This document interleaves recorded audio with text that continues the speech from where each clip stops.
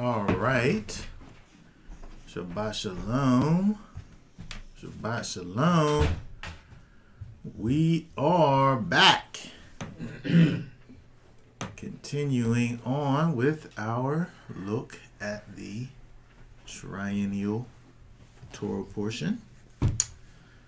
This week, we are continuing with our look at the book of Deuteronomy. We will do a kind of an overview of the rest of chapter 12, but we will spend most of our time looking at chapter 13. And this week's portion is if a prophet. If a prophet. So we'll go ahead and look at the qualifications for a prophet and what to do with a false prophet.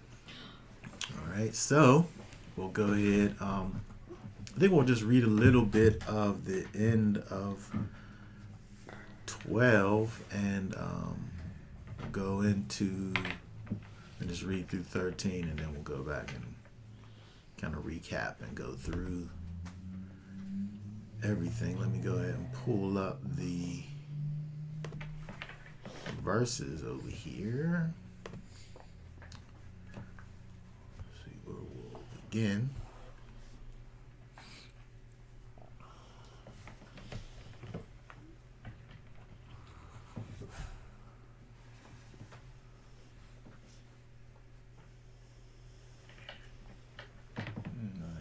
Cursors can.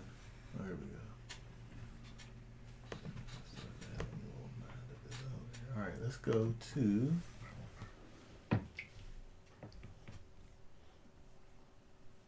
let's look at let's start reading in chapter 12. We will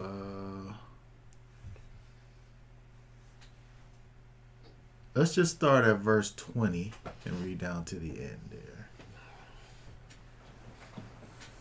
20? 20. Says, when Yahweh, your Elohim, enlarges your border, and he has promised you, and you say, let me eat meat, because you long to eat meat. You eat as much meat as your being desires. When the place where Yahweh, your Elohim, chooses to put his name is too far from you, then you shall slaughter from your herd and from your flock which Yahweh has given you, as I have commanded you. And you shall eat within your gates as much as your being desires. Only as the gazelle and the deer are eaten, so you are to eat of it. The unclean and the clean alike eat of it. Only be strong not to eat the blood, for the blood is the life. Do not eat the life with the meat. Do not eat it. You pour it on the earth like water. Do not eat it, that it might be well with you and your children after you, when you do what is right in the eyes of Yahweh. Only the set-apart gifts which you have, and your vowed offerings you are to take up and go to the place which Yahweh chooses. And you shall make your ascending offerings, the meat and the blood, on the slaughter place of Yahweh your Elohim. And the blood of your slaughterings is poured out on the slaughter place of Yahweh your Elohim, and you eat the meat. Guard and obey all these words which I command you, that it might be well with you and your children after you forever, when you do what is good and right in the eyes of Yahweh your Elohim. When Yahweh your Elohim does cut off from before you the nations which you go to dispossess, and you dispossess them and dwell in their land, guard yourself that you are not ensnared to follow them after they are destroyed from before you, and that you do not inquire about their mighty ones, saying, how did these nations serve their mighty ones? And let me do so too. Do not do so to Yahweh, your Elohim. For every abomination which Yahweh hates, they have done to their mighty ones. For they even burn their sons and daughters in the fire to their mighty ones. All the words I am commanding you, guard to do it. Do not add to it, nor take away from it. Okay, very good. So, just briefly, we see over here, of course, the Most High, actually Moses, what he's doing is speaking to the people, and, as he's been doing, admonishing them as to what they are to do when they go over into the land.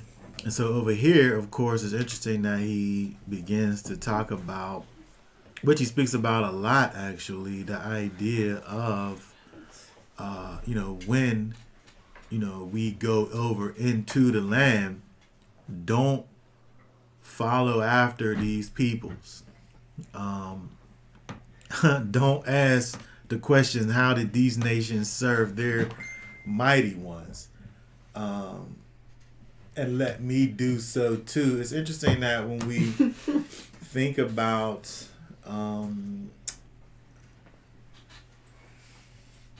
the influence that our surroundings has on us,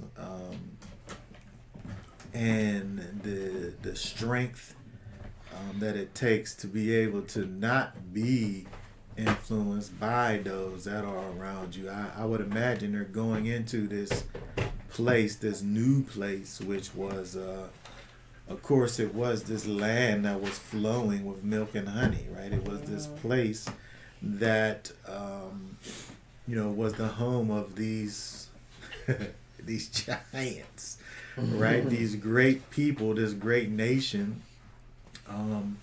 Perhaps the desire, the want to be like those people, could have potentially crept into the hearts and the minds of someone. But Moshe over here is kind of preemptively saying, when you get over there, don't look at those people and think that they are, this thing that you need to try to emulate. We, Israel, we are a set apart people. We are different from the nations, right? And so he wanted for this thing to be, obviously, to be maintained. We look above that. He talks about the idea of, now, I remember a few months ago I was seeing people on social media talking about the Bible, teaching people to be that you should be a vegetarian, right? And the scriptures, the scriptures tell you that. The scriptures teach you that you should be a vegetarian. Well, in order to do that, you have to. You're not just taking, verses out of the Bible. You're taking whole books out, right? You got to remove. You got to take out the whole book of Leviticus, right? And you can't have Deuteronomy either. You certainly can't.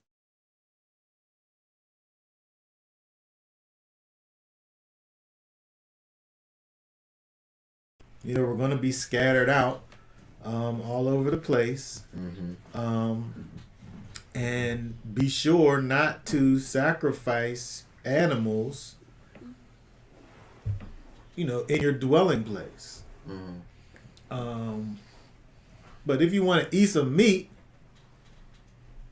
you don't have to bring your, because, typically what would happen, as they were traveling, you had you wanted to eat some meat, you would take a portion of what you were eating, and you would offer that unto do a Thanksgiving offering. You would give unto the Levite, right? You would give an offering to the Most High from the thing that you were going to partake in. Israel's about to be spread out. They couldn't do that anymore, right? And so, if somebody wants to say that, distance from the altar and the lack of hunting skills might cause people to be mostly vegetarians, that's an argument that I believe someone could make. That could be made, right? They wouldn't go up and take their their meat offerings to the altar because they were so far away. But by no means will we take that to mean that that was your everyday life, right? Because it says over here, like if you feel like you want to eat some meat and you see some meat that you're able to eat that's right over there, just kill the thing and eat it. Oh my goodness. Don't make an offering. Don't make a sacrifice when you kill it, right? Because you're only supposed to make a sacrifice in the place that the Most High put His name at. But if you see a deer, a gazelle, what's it say over here? Gazelle. Even though we can eat gazelles. First of all, good luck catching the gazelle or a deer. I don't know how long range. You really had to be a marksman, I would say, because you can't really sneak up. I think about city deer. You could really walk up on a city deer. Because, they're cityfied.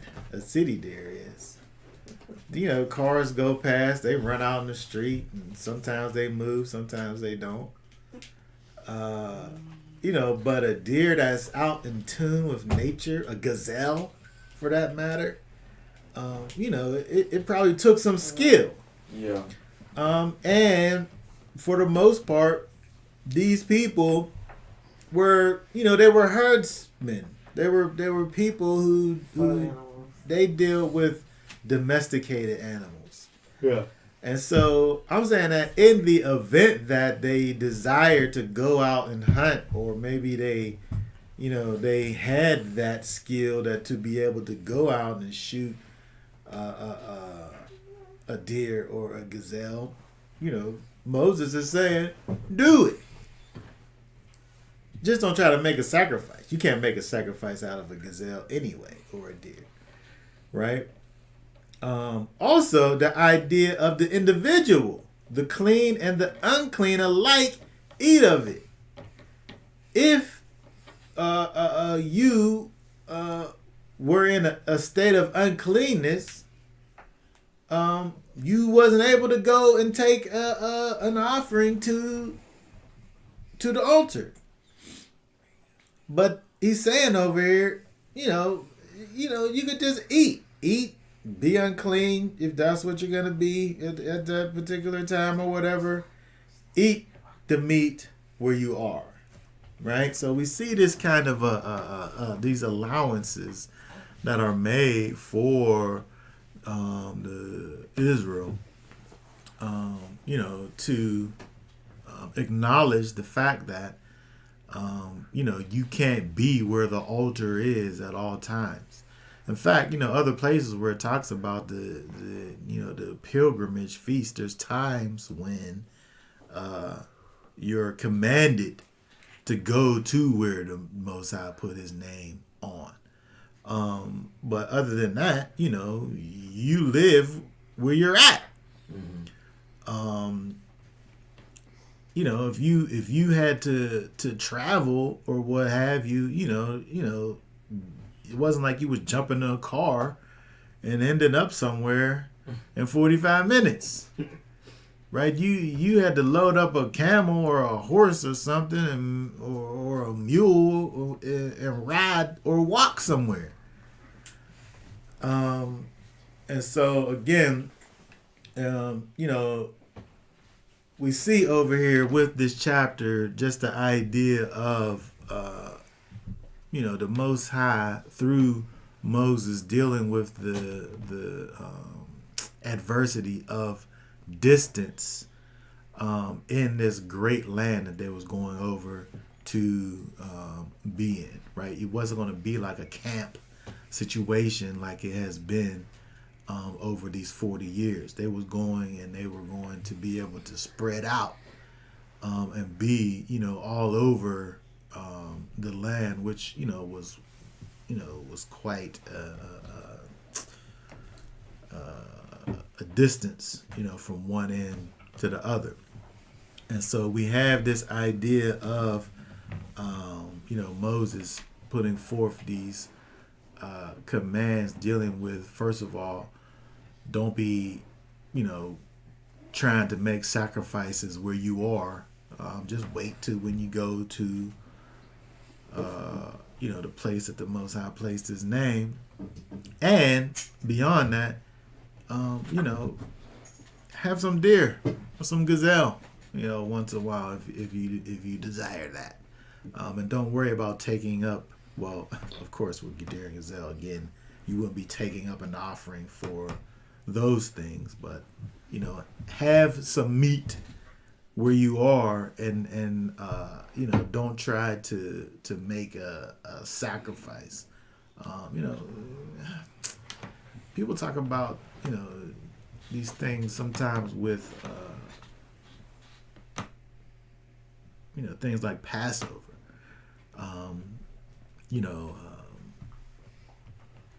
We have Passover. When we eat this quote unquote Passover lamb, I don't know what people are doing, but I'm not sacrificing a lamb.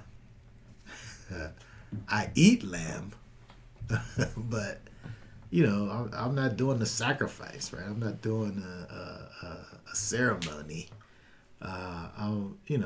Because there's one place where the Most High said that we're to do a sacrifice, right? And so, this is something also that you could think about in terms of, being in exile. We're not taking up no sacrifices. We're not doing sacrifices where we are, right? We're just eating meat. That's what we're doing, and being sure that if we're taking live animals and eating those, that we're getting the blood out and not eating it. Again, just briefly wanted to just kind of look at the end of 12, as that deals with all of that. But what we want to do primarily here is look over at the next chapter, and we'll just go ahead and read through it. Let me pull it up here and get into business here. Let's see here. Go ahead and read from the first verse right there. Says, when there arises among you a prophet or a dreamer of dreams, and he shall give you a sign or a wonder, and the sign or the wonder shall come true, of which he has spoken to you, saying, let us go after other mighty ones, which you have not known, and serve them. Do not listen to the words of that prophet or that dreamer of dreams. For Yahweh your Elohim is trying you to know whether you love Yahweh your Elohim with all your heart and with all your being. Walk after Yahweh your Elohim and fear him, and guard his commands and obey his voice, and serve him and cling to him. And that prophet or that dreamer of dreams is put to death, because he has spoken apostasy against Yahweh your Elohim, who brought you out of the land of Mitzrayim and ransomed you from the house of bondage, to make you stray from the way in which Yahweh your Elohim commanded you to walk. Thus you shall purge the evil from your midst. When your brother, the son of your mother, or your son or your daughter, or the wife of your bosom, or your friend who is as your own being, entices you secretly, saying, "Let us go and serve other mighty ones, which you have not known, neither you nor your fathers, or the mighty ones of the people which are all around you, near to you or far from you, or far off from you, from one end of the earth to the other end of the earth. Do not agree with him or listen to him, nor shall your eye pardon for him, nor spare him or conceal him, but you shall certainly kill him. Your hand is first against him to put him to death, and afterward the hand of all the people. And you shall stone him with stones until he dies, because he sought to entice you away from Yahweh your Elohim, who brought you out of the land of Mitzrayim from the house of bondage. And let all Israel hear and fear, and not again do any such evil matter as this in your midst. When you hear someone in one of your cities, which Yahweh your Elohim gives you to dwell in, saying, some men, sons of Belial, have gone out of your midst, and led the inhabitants of their city astray, saying, let us go and serve other mighty ones whom you have not known. Then you shall inquire, search out, and ask diligently, and see if the matter is true and established that this abomination was done in your midst.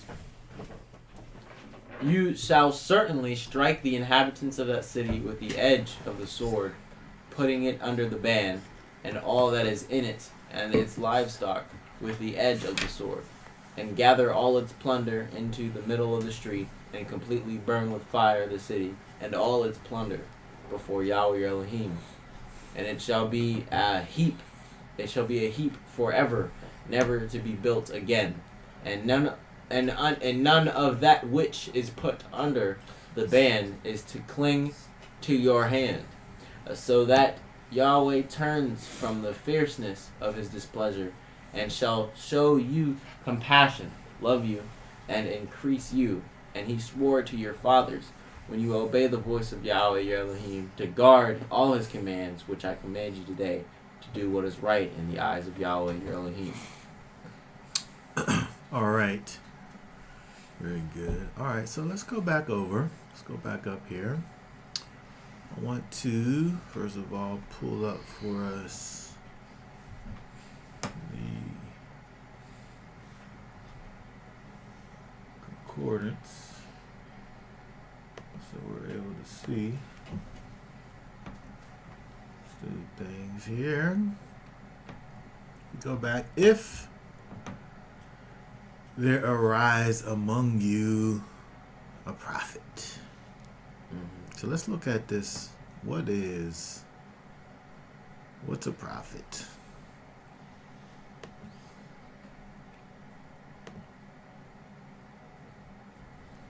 Let me get my cursor working right here. Here we go. All right. So this word here is Excuse me. Nabi, which is a prophet, generally inspired man, prophecy, prophet. We think about a prophet. A prophet is a spokesman for the Most High, right? He is someone who is speaking inspired speech. When we say inspired speech, we're talking about speaking the words that the Most High has given for him to have said. God breathed words, right? When we think about this word inspired, It didn't go through the filter of his mind.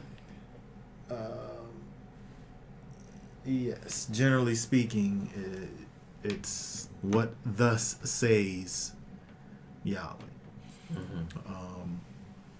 Generally speaking, right? When we think about what a prophet does. We look back over in the scriptures. Yeah, Abraham probably was the first one to be called a prophet. When he dealt with one of the times whenever he gave his wife away, the thing that he kind of worked on the inside of those people. This man is a prophet. We need to give this woman back to make sure nothing bad happens to us, right? And so we see over in Genesis, Abraham is referred to as a prophet. Also, we see Aaron.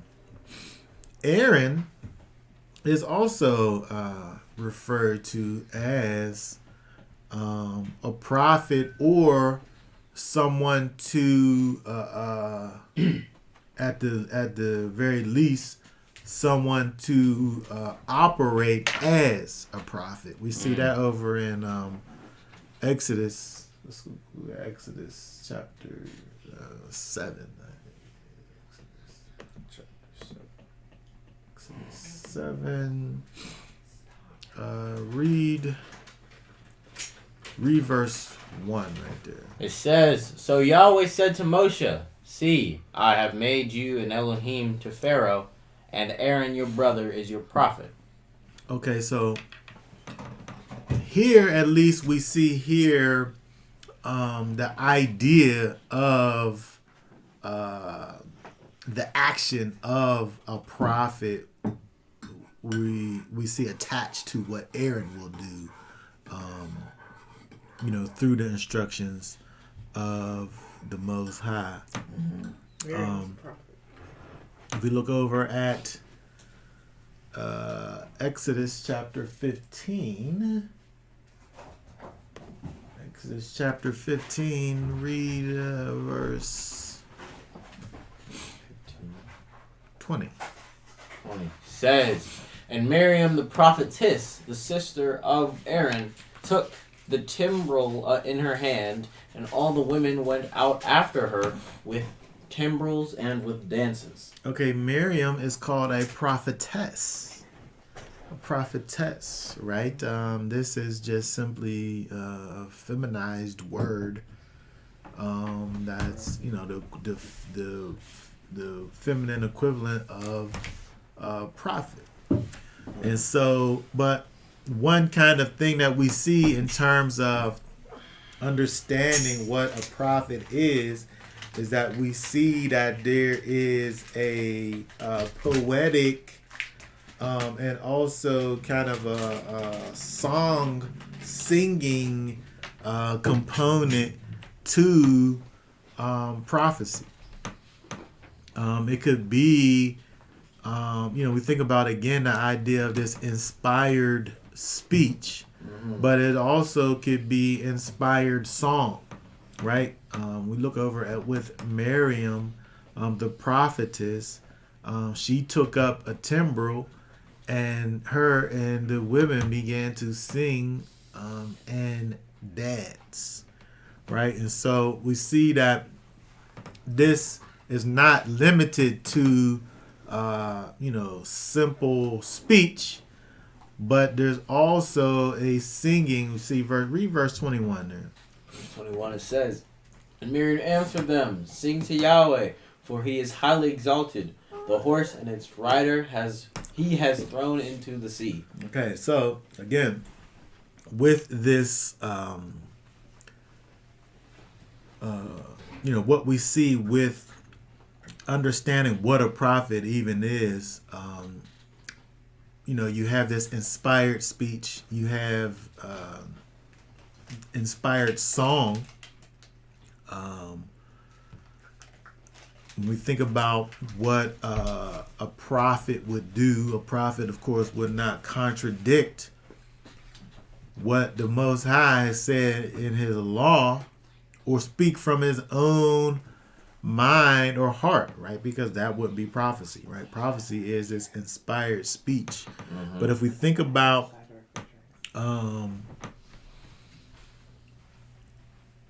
you know, or let's look at an example over here. If we look at let's look at Jeremiah 14. There's many components to understanding what prophecy is. So far we're able to see that, you know, it's the Most High giving words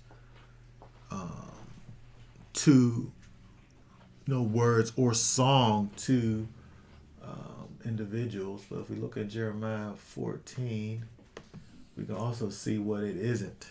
If we look at verse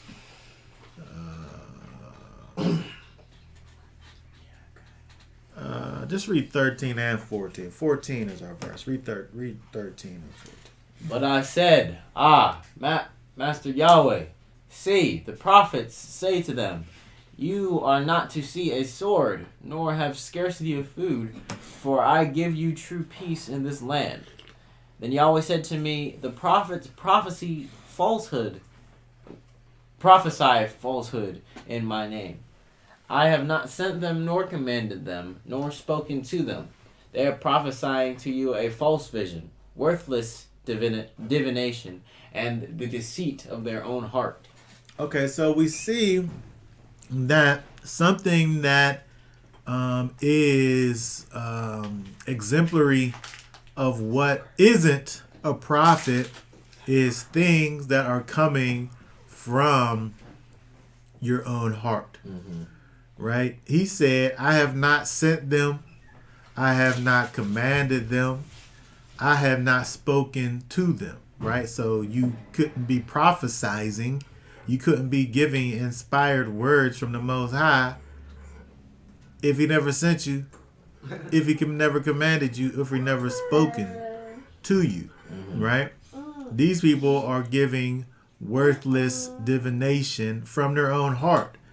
So when we look at Jeremiah 14 and 14, it helps us understand that prophecy isn't from you. It's from the Most High. He's giving you a message and you're saying what he said. Word for word.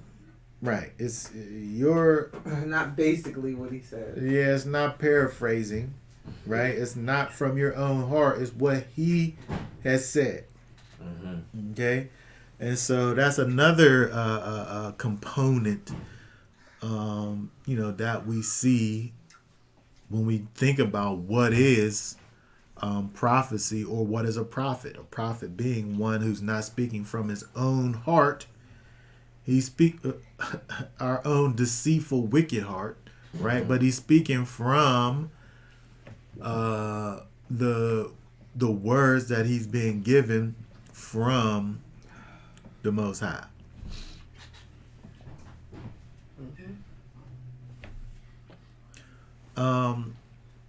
Okay, so another thing is we look at these prophets, understanding what a prophet is.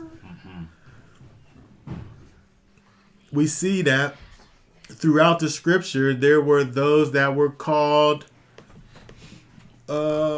sons of the prophets.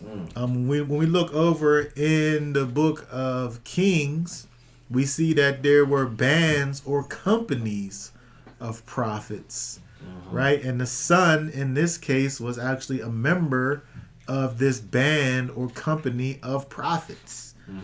They were prophets in training, per se, learning how to hear from the Most High from a senior prophet, right? We see this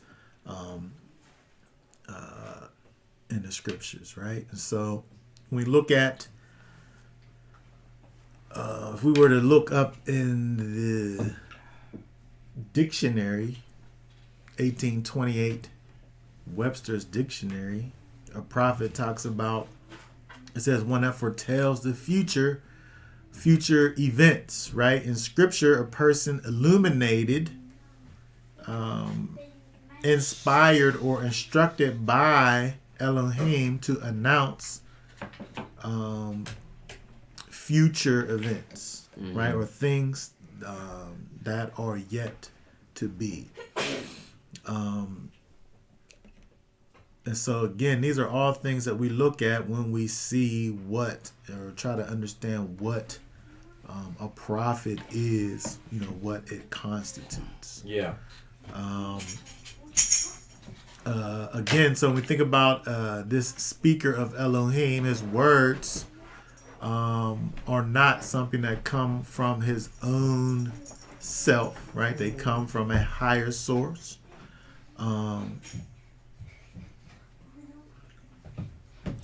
But we also see that there can be a poetic aspect.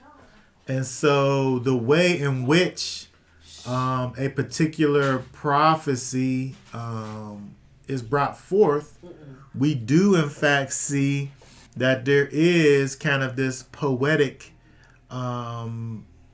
aspect to it. Because when we look at, again, thinking back to Miriam, right? She's singing a song, right? Songs are melodic, right? Songs can be poetic. And so it can be something that the Most High is giving to a particular prophet, where there is kind of this poetic aspect to it, but still the subject matter is going to be what thus says Yahweh. Yeah. Okay, so when we look at some things that we see, if we go over to, let's look over at Numbers 24 and 2. Because right now we're just looking at, what is a prophet? Because first we got to see what it is and what does it involve to know, what we're looking for. If we look at read for us verse.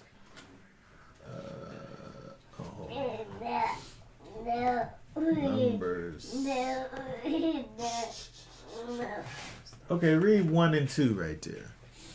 And when Balaam saw that it pleased Yahweh to bless Israel, he did not go as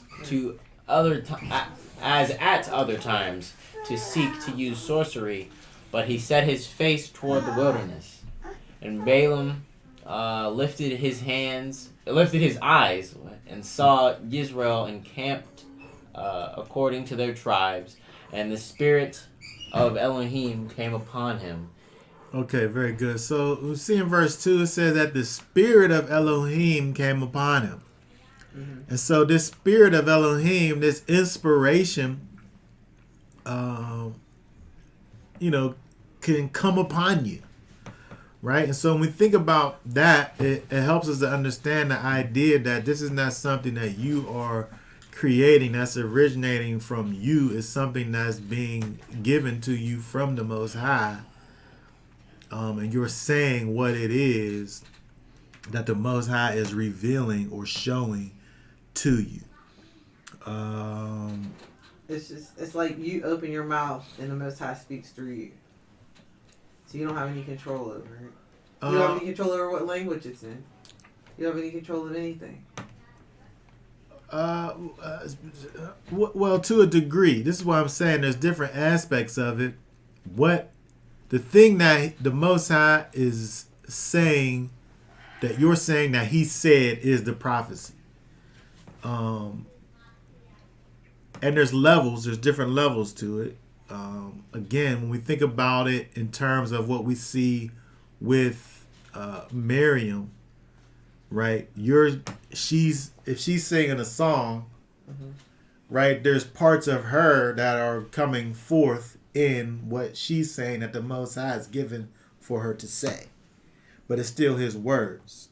So she's not necessarily like in a uncontrollable trance necessarily, but she's being unctioned by the Spirit to say this or that. His words, her voice. And not only her voice, but the way in which she's delivering it. Notes. Well, yeah, I guess that would be notes, right? She's making it melodic, right? Because it turned into a song. Turned into one. It was one. And so we see different things going on, like over here where it says that the Spirit came over him, right? If we look in Ezekiel,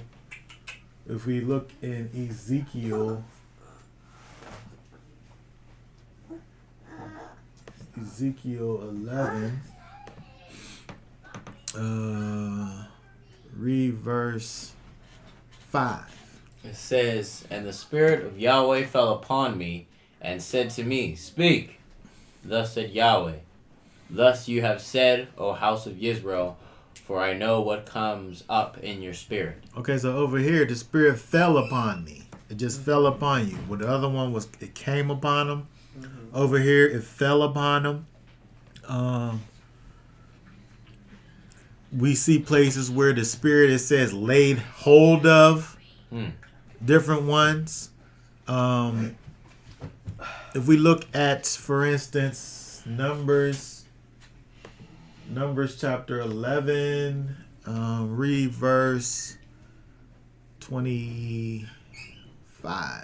It says, "And Yahweh came down in the cloud and spoke to him, and took of the Spirit that was upon him, and placed the same upon the 70 elders.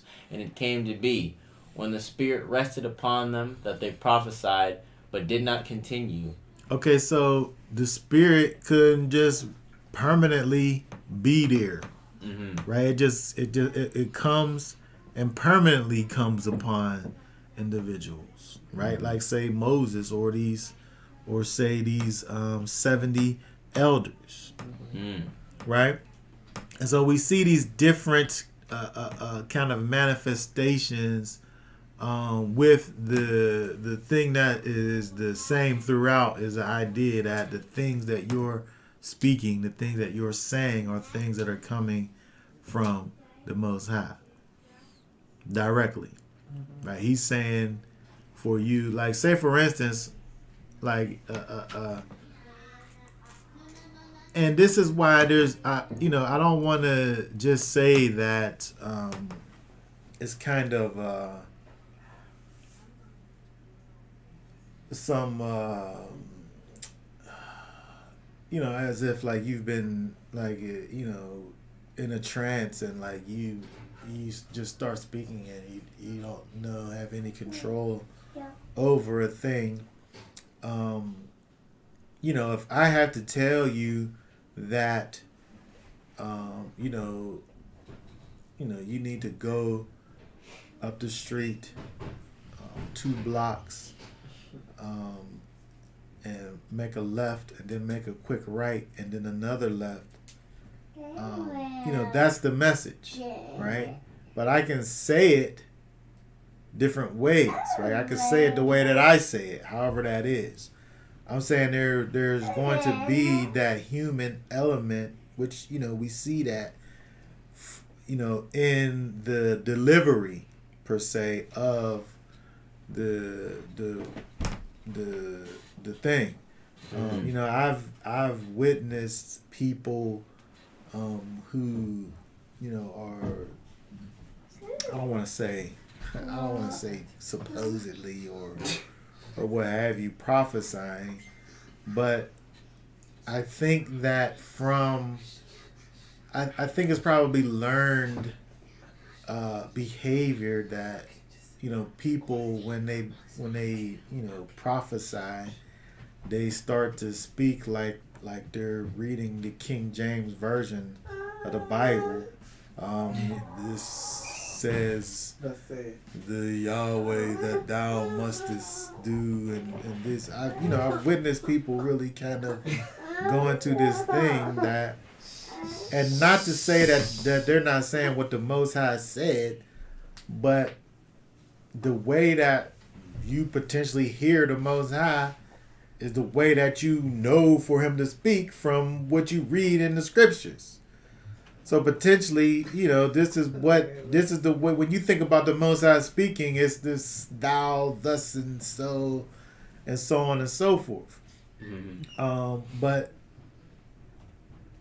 I mean, he can use any vessel, anything. He can use a donkey. well, that's another thing. He can donkey use. prophesied. I mean, that's another thing, though. That's another thing. Yes, he uses men, women, animals to deliver his message. Yes.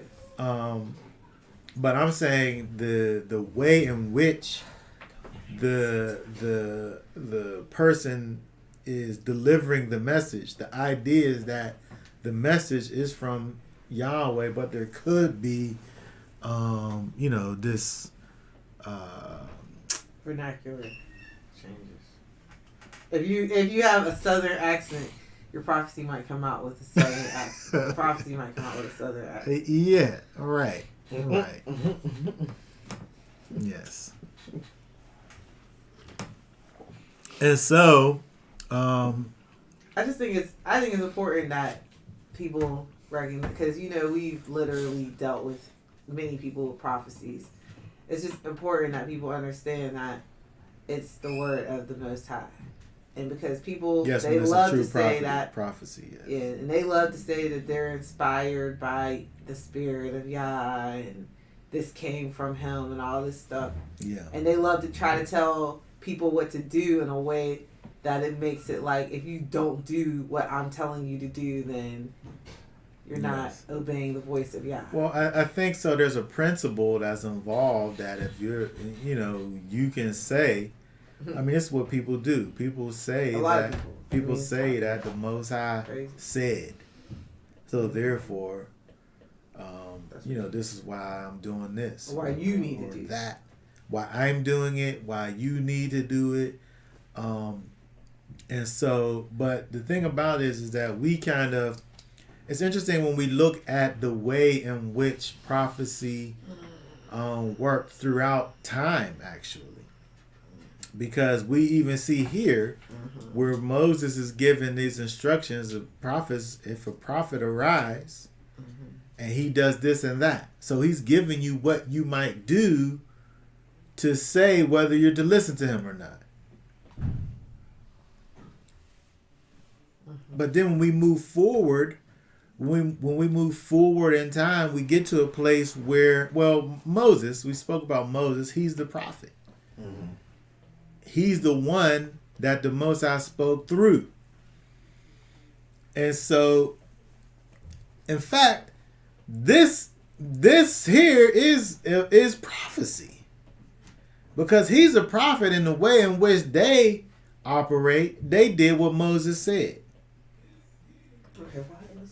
They did what Moses said, right? And of course, Moses said what the Most High said. But Moses is saying, if a prophet arise, if somebody else comes along other than me, I'm about to die. Y'all going over into the land. If a prophet arise, this is how you know if he really is a prophet or not. And so after Moses, then you have these things. Well, they had the time when they had the judges, right? Where they didn't really have they didn't deal with Israel at that time. Didn't have kings, right? They just had prophets. They just had ones who you knew that the Most High spoke through these people, and you wanted to know what it was that the Most High wanted for the people as a whole to do. You would go and speak to the prophet. Then Israel gets to a point in time where Israel has kings. But it started out, though, where the kings were, they listened to what the prophets said. They did what the prophet said that they were supposed to be doing, right? And then when you think about how Israel got to a place where they were divided, and where they get to the place where they were in exile, and then you have the scattered people, and then now you have the people again looking towards the prophet to, for direction, or the prophet giving directions, and the people not listening to the prophet. Kill the prophet. And so we see these different dynamics, this kind of, peaks and valleys of the way in which the prophet and prophecy was given and even, accepted by the people. By the time we get over to the New Testament, so-called New Testament times, there's a space and time when there isn't any prophets. Right? When we go to that kind of intertestamental time period where you don't have prophets.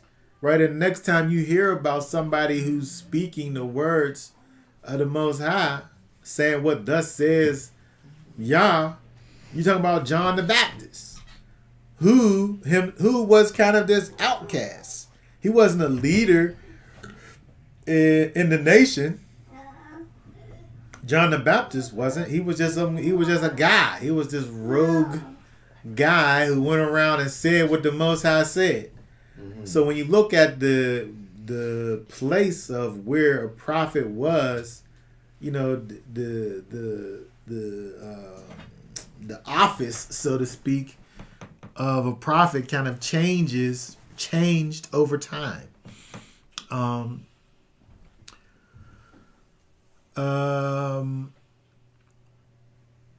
When we think about also things that we think about a prophet, what a prophet may or may not do, a prophet is able to expose or illuminate things that are going on externally and give you that internal perspective, right? To help, like say for instance, a prophet is able to look at the things that are going on and rightly interpret a situation from a spiritual perspective. Let's look over in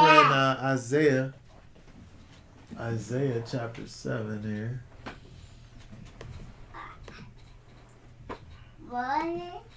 Read for us these first 4 verses here. Hold on. It says, and it came to be in the days of Ahaz, son of Jotham, son of Uzziyahu,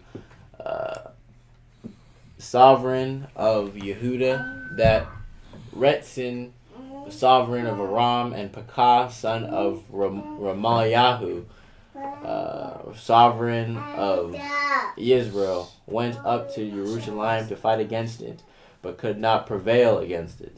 And it was reported to the house of David, saying, Aram has set up camp in Ephraim, and his heart and the heart of his people were moved, as the trees of the forest are moved with the wind. And Yahweh said to Yeshayahu, go out now to meet Ahaz, you and Shear Yahub, your son, at the end of the channel of the upper pool on the highway of the wanderer's field, and say to him, take heed and be calm. Do not fear or be faint-hearted for those 2 stubs of smoking firebrands, for the fierce displeasure of Retzin and Aram, and the son of Ramalyahu. Okay, so the prophet is able to be given an understanding as to what is going on in the world around him, and be able to have an ease about himself and deliver that ease to others, and give this spiritual perspective of what's going on in this, from a spiritual standpoint, and say, don't fear this thing, right? Don't be faint-hearted by these things that are going on around you, right? And so the prophet is able to understand the the climate of things, right? What do we have over here? Number 22, Yah used a donkey to deliver a message to Balaam. The Most High will use what he wills to use at any given time. Yes. So we see that there's prophets, there's people who prophesy, right? Because we wouldn't say that the donkey was a prophet. He's not a prophet for the rest of his life. Right? And so we see that there's prophets, there are people who prophesy. When we look back at what we looked at first with Aaron in chapter 7 of Exodus, that wasn't necessarily saying that Aaron was a prophet. He's not called a prophet, but that's not to say that he wasn't at that time operating as a prophet, right? Or prophesying. And it might just have been that he's prophesying for Moses. Not even prophesying for the Most High, but prophesying for Moses, right? Moses was hearing from the Most High, and he was, supposedly, had his tongue would trip over his tongue in his mouth, so he needed a speaker, which would have been Aaron. And again, when we think about Miriam and Aaron and what the Most High says to the two of them, he says, I speak to you all in visions and dreams. But I speak to Moses in, face to face. And so when we think about, again, this whole thing about this idea, we're able to understand that there's kind of there's levels to the situation, because even in Deuteronomy 13, he says, if there arises among you a prophet or a dreamer. So not necessarily saying that the person is a dreamer, but he has dreams. Right? He has visions. Right?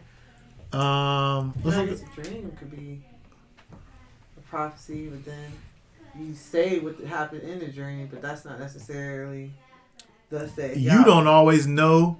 You don't always know what. That's what the Most High was saying to Miriam and Aaron.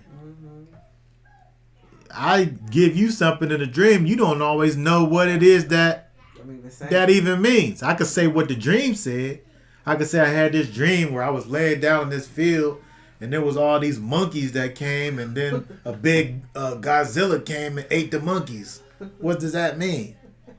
Like, you could have a dream, but you don't necessarily know what the dream is meaning, right? And then somebody else got to come along and hear that and say, that means this or that, right? And so a dreamer is not necessarily a prophet, right? He's making a distinction here. When there arises among you a prophet or a dreamer of dreams. Let's look over at Numbers real quick. Numbers 12.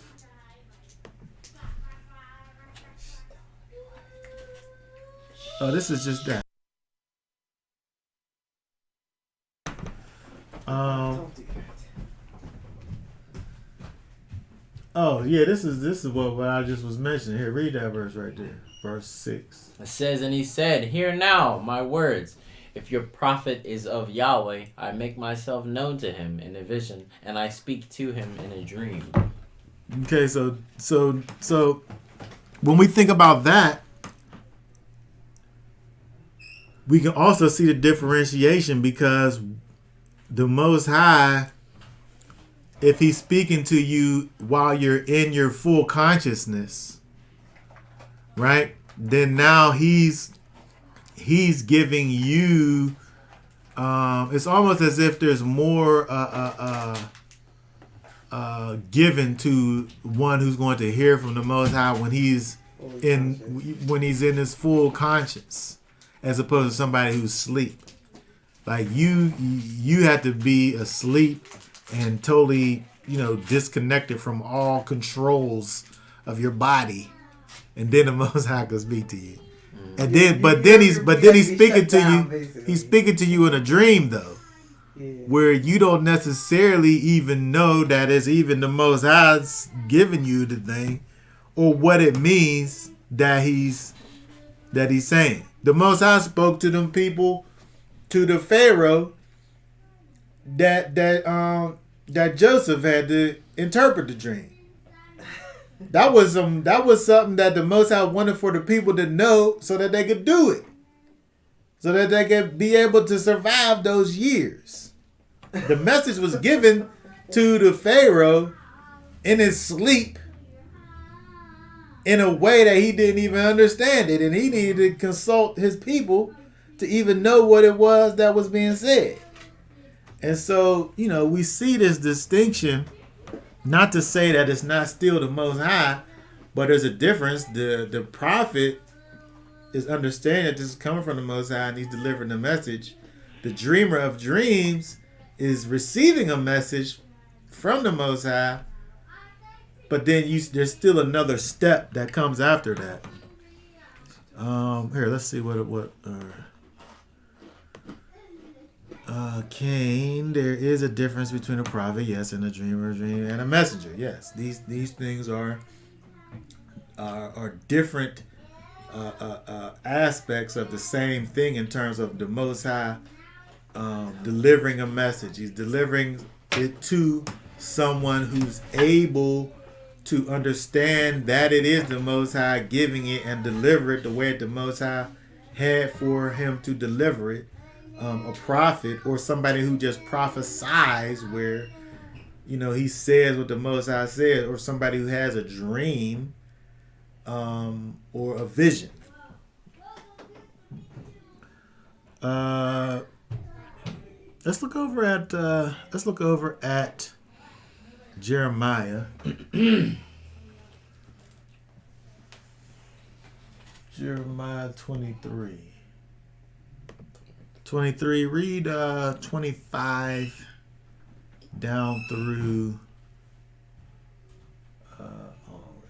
25. Start reading at 25, read down through 29. All right. It says, I have heard what the prophets have said, who prophesy falsehood in my name, saying, I have dreamed, I have dreamed. Till when shall it be in the heart of the prophets?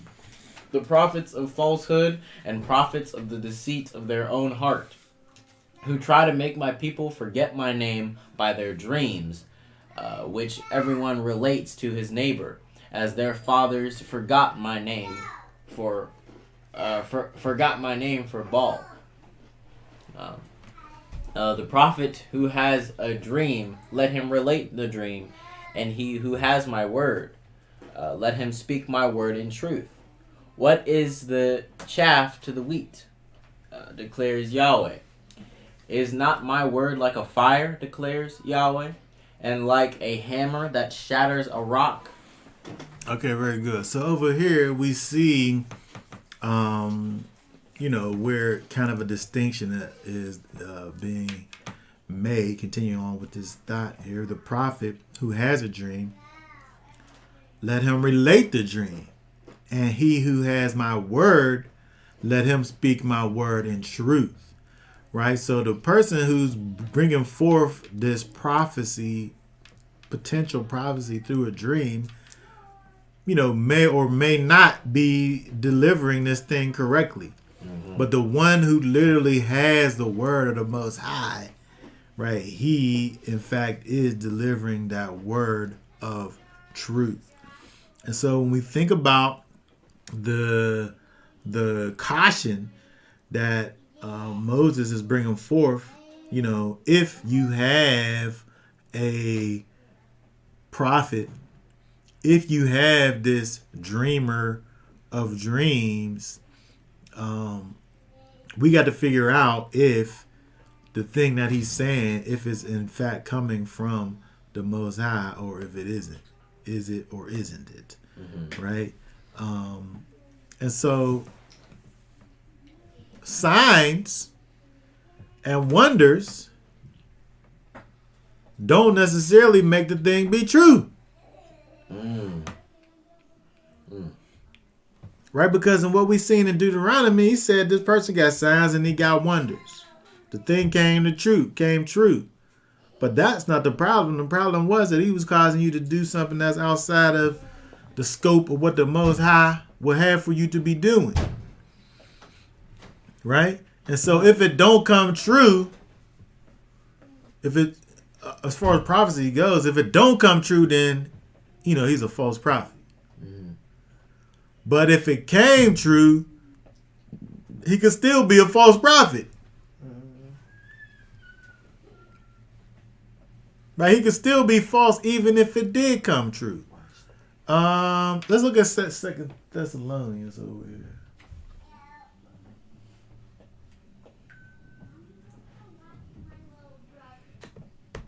2 Thessalonians 2. Read 9 through 12. It says, the coming of the lawless one is according to the working of Satan, with all power and signs and wonders of falsehood, and with all deceit of unrighteousness in those perishing, because they did not receive the love of the truth in order for them to be saved. And for this reason, Elohim sends them a working of delusion for them to believe the falsehood. Okay, the people going to be out here believing the falsehood. They're going to be out here believing these powers and these signs and these wonders of Satan. Right? This prophet, quote unquote, that's doing these signs and wonders. He could do signs and wonders that don't make it truth. You can't sit up here and say, oh, well, if that's the case, David Blaine is a holy man. Oh my goodness. Because he done all kinds of signs and wonders. I seen him resurrect a bird from the dead. David Blaine resurrected a bird from the dead, and he levitated too. So he did signs and wonders. So is he supposed to be a prophet because he did these magical things? Signs and wonders Satan can do. And because of these signs and wonders, people are going to look at these things and say, oh my goodness, I can't believe he did that. He must be holy. I'm going to follow him, do what he said. Hey, look at Revelation 13.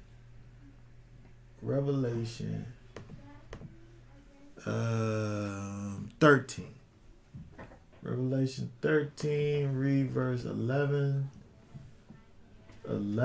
through 15.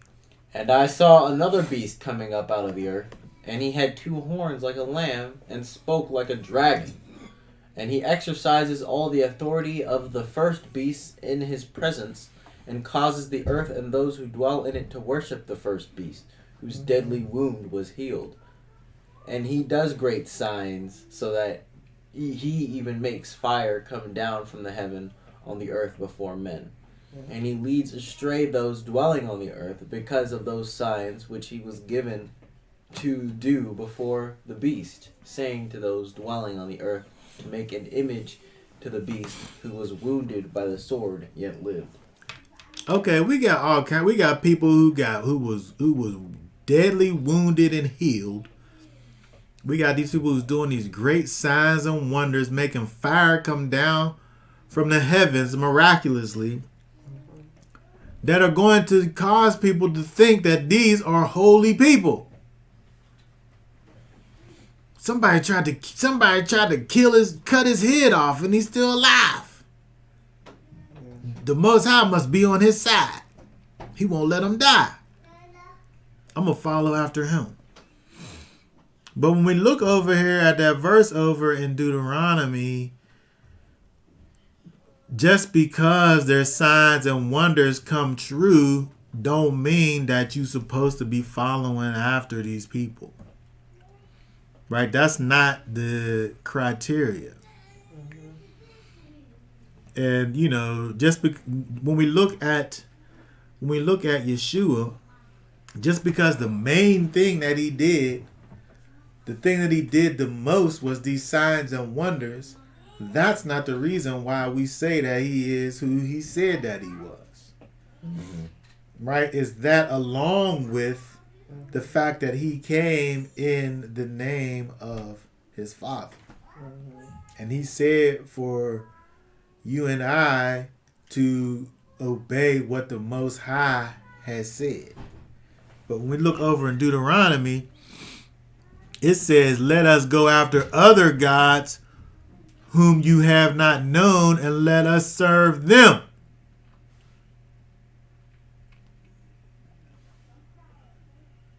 You see, the people who did signs and wonders, they did signs and wonders. But don't follow them just because they did signs and wonders. If what they say come to pass, which I guess would be a sign and wonder. If I say in 6 days there's going to be a flood, and then a flood happens in 6 days, don't listen to what I said just because a flood happened in 6 days, and then I say, well, after it happens, go and take your neighbor's wife and be with her. And you say, wow, he said that there was going to be a flood in 6 days, and there was. He must be from the Most High. I'm going to go take my neighbor's wife. The two things don't even go together. But that's what we just got finished reading in 2 Thessalonians and Revelations. These people are going to be doing these signs and wonders, and that's going to be the thing that people's going to say, he made fire come out the sky. He must be from on high. He's sent from the Almighty. He got powers I've never seen before. Mm-hmm. Let me go kill this person in his name.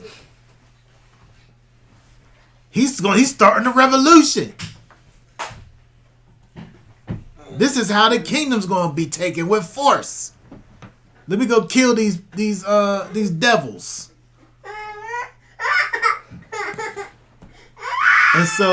And so we have to do more than just look at the fact that these people are doing this or that.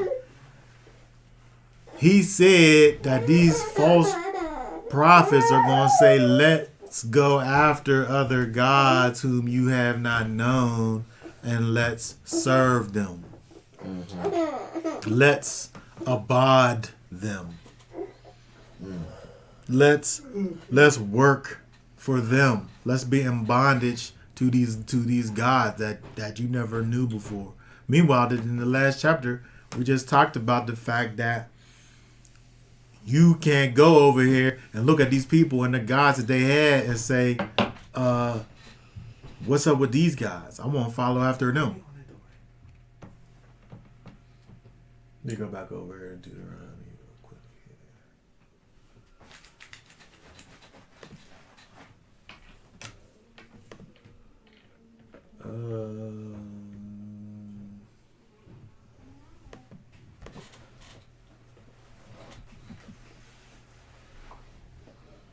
This is what these false prophets are trying to get you to do, to abide, to work for. Hold on a second, I lost my thing here. To be enslaved to worship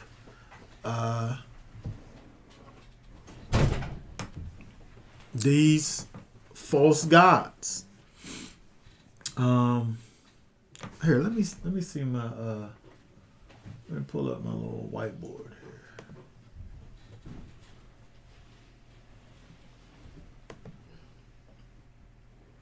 I got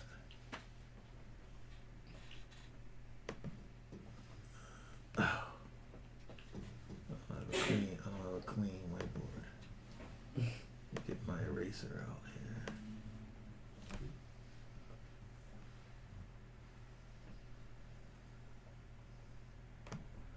All right, let's look at this word here, to serve. Abad, which is, I guess I'll write it backwards here, Dalit.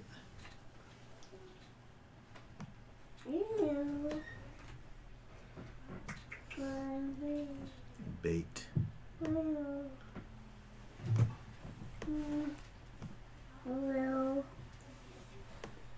Ain.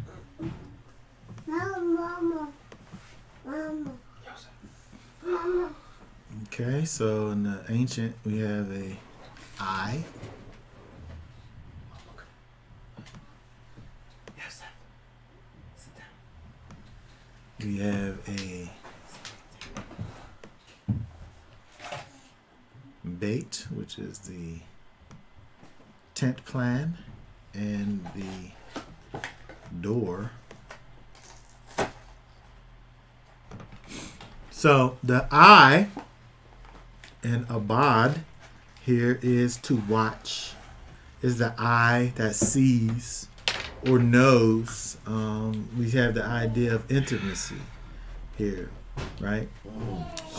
With the bait, we have the tent floor plan, which has the idea of the family. We have the idea of the house. And with the tent door, we have the in and out movement, going in and going out. And so we think about the intimate knowledge of the inner workings of the way in and out of the house of the family. And so when we think about the intimate knowledge and the inner workings of the way in and out of the house, we have to serve. We have to serve the Most High.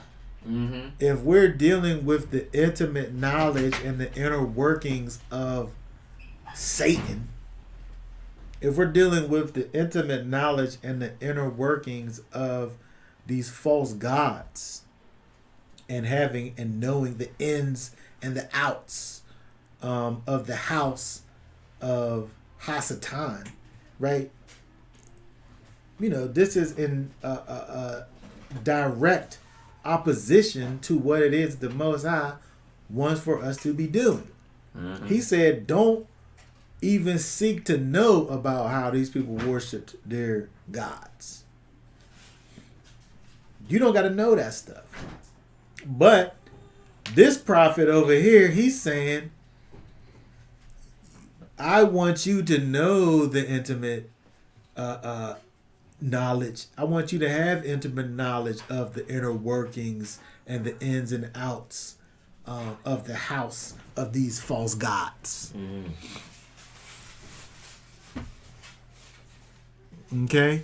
And so when we look over here back in Deuteronomy, the Most High is saying, this, don't listen to the words of that prophet or of that dreamer of dreams. Don't listen to him. In fact,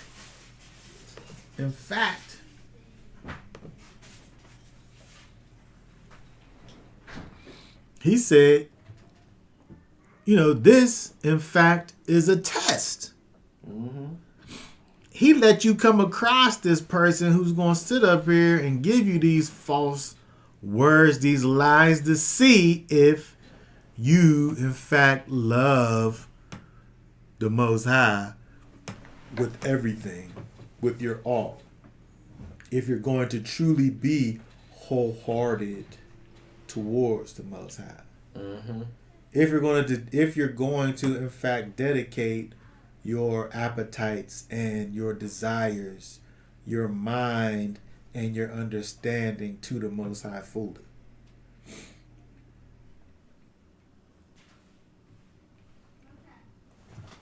If you are, in fact, going to, as it says over in verse 4, to follow after Yahweh, to walk after him, to live a life that is exemplified by the manifestation of you, working out the character and qualities of the Most High. Right? If you're fearing the Most High, we talked about these things last week. If you're guarding the Most High's commandments, right? Keeping them, securing them, making sure that you've put the safeguards in place that are going to ensure that you don't fall outside of His will. If you're shemaing His voice, you're listening and obeying His voice. That sound of proclamation. You're serving Him. You're abiding the Most High. Right? He's going to put these people are going to come around. These prophets, these dreamers of dreams. And the Most High is going to allow for them to come around. And He's going to see. He said He's testing you to see what you'll do. Mm-hmm. He said, don't listen to them. But He'll test you to see what it is that you'll do to make sure that you follow Him, that you fear Him, that you keep His commandments, that you listen to His voice, that you serve Him. And then there's one that wasn't on the list last week, that you cling. That you cling to Him. What's this word here? Cleave. To dabak,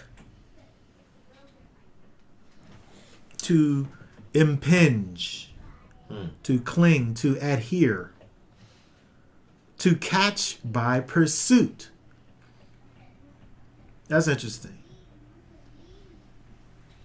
Because not only are you holding on, but before you got to the place of holding on, you chased them down and grabbed a hold, right? You catch by pursuit, abide, cleave, joined together, keep fast, overtake, pursue, and so on and so forth.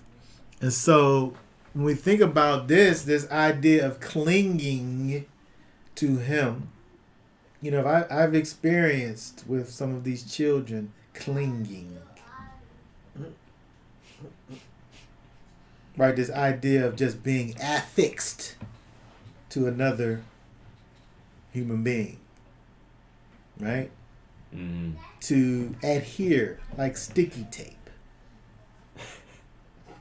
Right? But He said, you do that to me. You do that to the Most High. You stick on Him. You be joined to Him. You stay with Him. Okay? And He's going to allow for these things to come about as to where you're going to have to say whether you're going to go to the left or to the right when these so-called prophets and dreamers of dreams come around. He said in verse 5,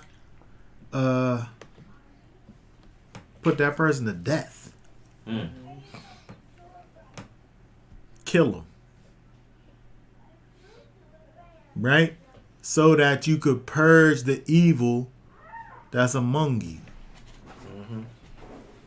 Because he had counseled rebellion. He counseled rebellion against the Most High.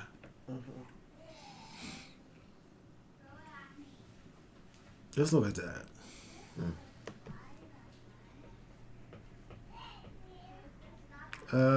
Spoken apostasy. Because he hath spoken to turn away. That's this word here, 56:27, which is Sarah. Not to be confused with the wife of Abraham. That's a Samic and not a Sheen. Okay? It's phonetically the same, but it's different. Sarah is apostasy, crime, remission, rebellion, revolt. We see other places where that word is used. Isaiah 59. Isaiah 59. Read for us verse 13. Transgressing and Just read 12 and 13. 13 is our voice. Read verse 12 and 13. for our transgressions have increased before you, and our sins witnessed against us. For our transgressions are with us, and as for our crookedness, we know them. Transgressing and being untrue to Yahweh, and turning away from our Elohim, speaking oppression and apostasy, conceiving and pondering words of falsehood from the heart. Okay, speaking oppression and apostasy. Here, what's it say in the King James over here?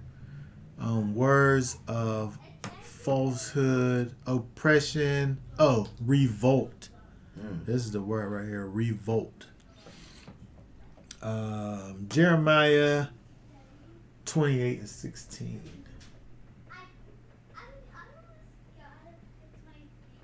Jeremiah 28 and 16.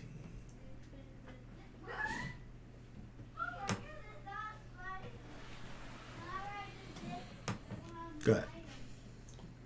It says, you said 15? 16. 16. It says, therefore, thus said Yahweh, see, I am sending you away from the face of the earth. This year you shall die, for you have spoken apostasy against Yahweh. Apostasy. This person's getting a death penalty because he has spoken apostasy, rebellion, revolt against Yahweh.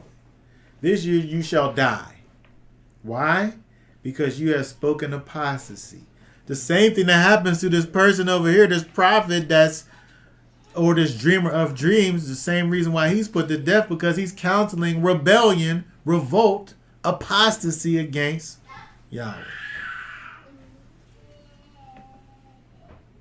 Right? So it don't matter that he said what was going to happen and then it happened if he's counseling rebellion against Yahweh, your Elohim.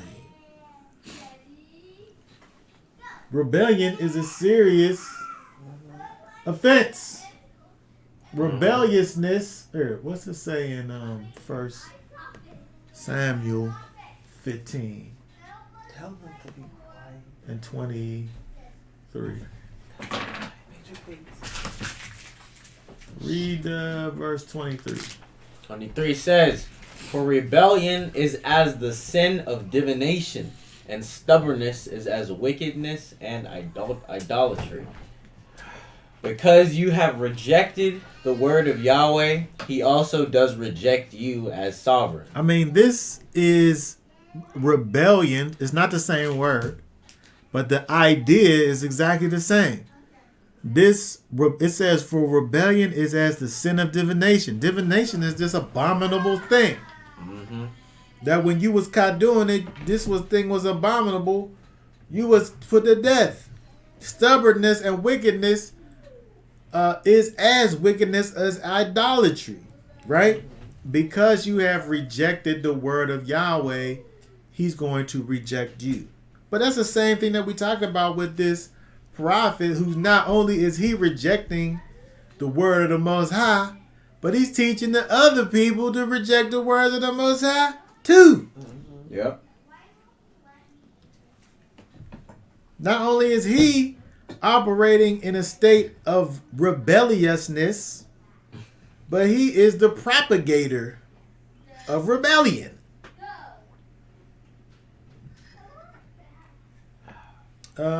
Proverbs.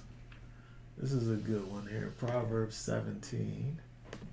Proverbs 17 and 11. 17 and 11 it says, an evil one seeks only rebellion, So a cruel messenger is sent against him. A cruel messenger is sent against the evil one who seeks only rebellion. When you seek only rebellion, there's going to be a cruel messenger that's coming with a message for you. And that message is bad for you. Probably death or something horribly uncomfortable. Horribly. Okay, all because of this rebellion, this revolt, this this apostasy that is coming from this prophet or this dreamer of dreams. Right? He said in verse 5 again, you was counseled rebellion against Yahweh. It says to seduce you from the way. Right? We think about this idea of seduction. This, you're being kind of lured away. Tricked. That's how we think of the word seduction, but that word in the Hebrew is a little different. Seduction, if I'm luring you, I'm showing you my attractiveness. I'm causing you to come and follow after me because you're so enamored with my beauty, right? If I'm seducing you, right? But the word in Hebrew is nadak, which literally means to push off. Here, let me pull that up here. That's verse 5.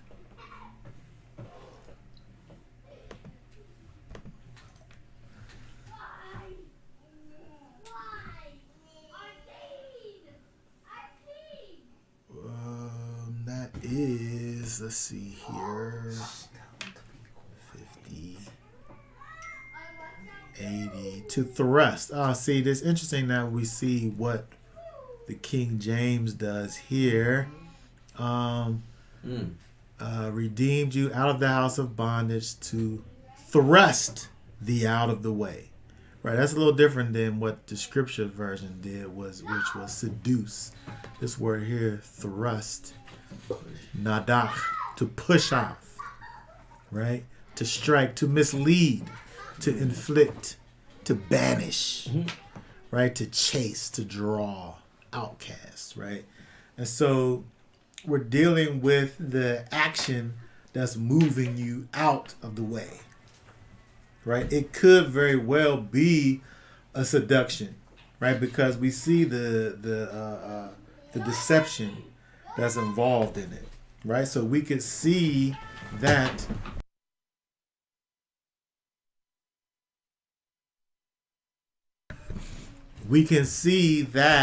there is deceit involved. So we can understand the deception that is involved in it. But the action is a moving away from rightness into wrongness. Pushing the people, driving the people out of the way with their falseness, right? Follow after these gods that I'm telling you about that you've never known, nor has your father known, just because I've done some wonderful things that you've never seen before, right? There is a seduction factor to it, but the action is violent pushing, right? And that person is going to be violently pushed from the land of the living. Because he said over there in verse 5, you're killing this person and you need to purge the evil from among you. To burn it up, to purge it, to consume it by fire or by eating. to burn it up, to consume it, right? To get rid of it, right? To leave no traces of it, of this evil. Mm-hmm. You know, when we look back at Israel as a nation, you wasn't able to have these people who was causing these types of distractions and deceptions in the nation, right? This was just something that just was not permissible, and you wasn't able. There wasn't no leeway that was given to these people. Read for us again, verse 6. When your brother, the son of your mother, or your son or your daughter, or the wife of your bosom, or your friend who is as your own being, entices you secretly, saying, "Let us go and serve other mighty ones, which you have not known, neither you nor your fathers." Okay, so first of all, we're talking about something that's happening in secret. It's secretly happening, right? This thing is happening under the cover of darkness. Right, it's privately happening. In the dark alley. I've been seeing these visions, these amazing things. Right, I've been seeing these things, and you know, I've also been able to have these amazing powers where I'm able to do these miraculous things. But let's go over here and let's do these things that these people out here doing. Let's build some golden animals and let's worship. Let's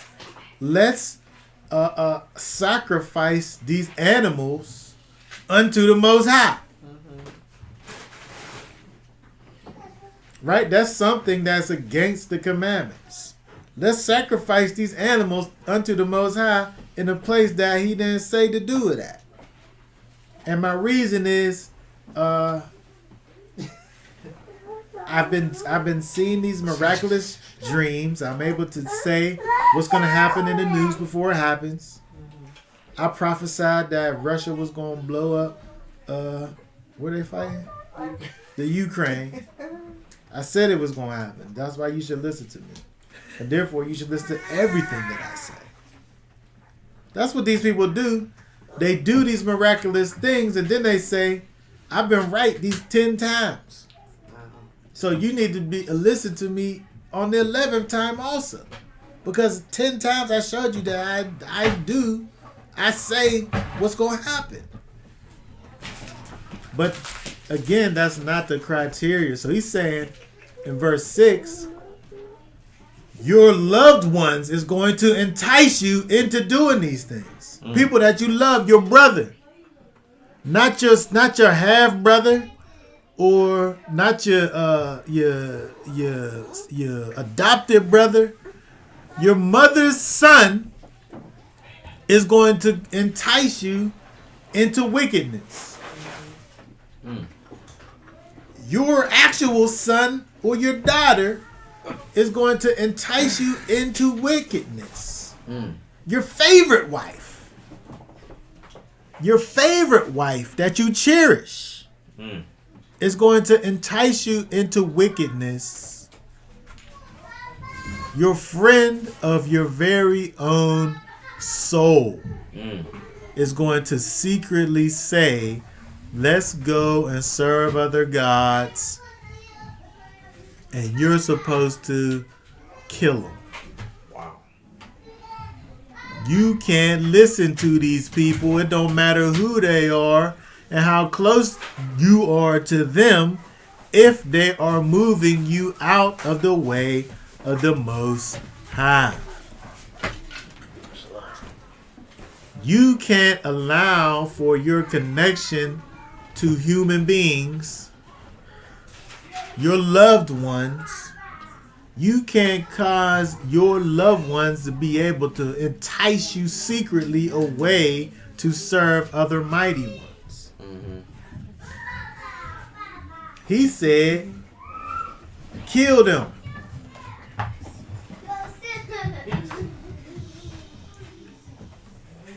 So somebody tell me I need to have a Christmas tree in my house. I mean, I need to take them out? Is that what you said? I'm saying when we look at what these verses are saying in context, and the context here is Israel going into the nation.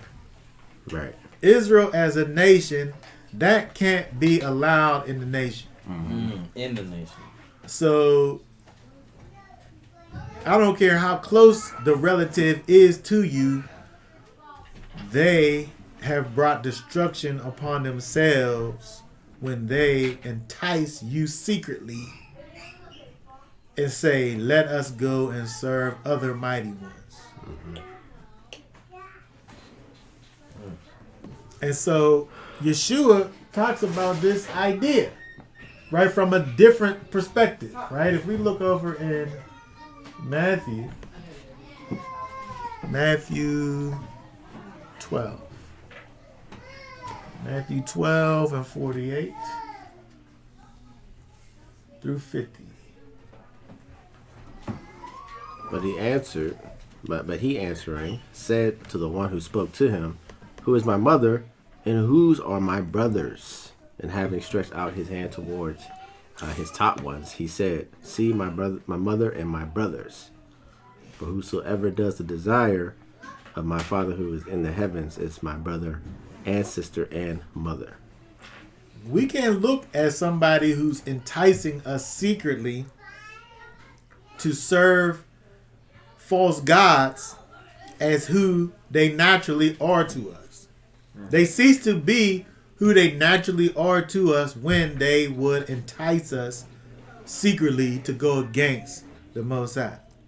He said the ones that desire, for whoever does the desire of my Father, that's who your brother is. That's who your sister is. That's who your mother is. Not your natural mother, if they're going to cause there to be a separation between you and the Most High. Luke 14. Luke 14, what's this verse 26? If anyone comes to me and does not hate his father and his mother and wife and children and brothers and sisters and his own life too, he is unable to be my taught one. He said, hate your father or your mother or your wife or your children. That's the same thing we see over in Deuteronomy with this, whether it be your brother or your mother's son or your daughter or your wife, the one that you cherish, or your friend even, who is of your own soul. If they are causing there to be a separation between you and the Most High, they got to go.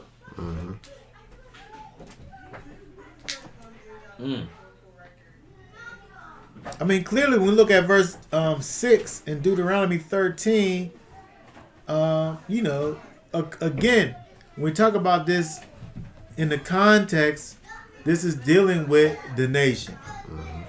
And so in a nation situation, this evil cannot exist in the nation. It got to be weeded out. So these people got to be killed. And by doing so, you're allowing for people to understand that these types of things can't go on. They can't go on in the nation. We follow after the Most High only. Those one, and then he said even more so. If you look over in Deuteronomy in 13, he said, we was looking at verse.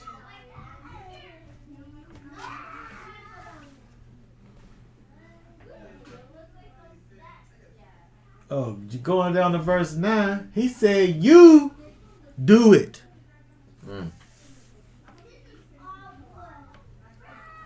Verse 10, he said, you be the one that do it.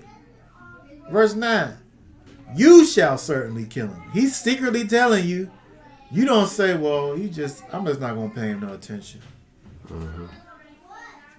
He crazy. I don't really get with him like that.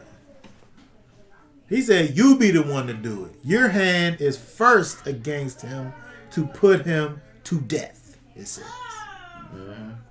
And then afterward, the hand of the people. You be the one that pick up the stone first to throw it at him until he dies. You take the initiative in the judgment against this thing that secretly happened. It was a secret. It wasn't even like he was out in front of people and other people knew that he was out here doing this stuff. He or she. That they were enticing you. This was some secret thing that they was doing. He said, you do it. You be the first to do it. He didn't say you take them over somewhere for them to deal with it. You take the initiative and you deal with the situation. That's why the hood will never be fixed. I'll be laughing when they be like, you can take the neighborhood back, fix the hood, and first you gotta reform the minds, and the people that don't want to hear, they can't be around when you trying to fix stuff, and if they ain't gonna change, what you expect? Yeah. I mean, if you can't weed out the misfits. And, this right here, when you talk about these people right here, he's saying that, you can take a neutral stance to wickedness. Right. Even if you the only one that even knows that the wickedness is going on. Well, he ain't hurt nobody. He just telling me about it. He ain't really telling nobody else about it. He just telling me about it. He said, you do it. Your hand is first against him to put him to death. The minute you hear him trying to tell you to follow after some other God, that's when his situation is over. And he said in verse 8, he said, don't agree with him. Don't listen to him. Don't let your eye pardon him. Don't spare him. Don't conceal him. He said, don't have no mercy for him. He said, don't commiserate with him.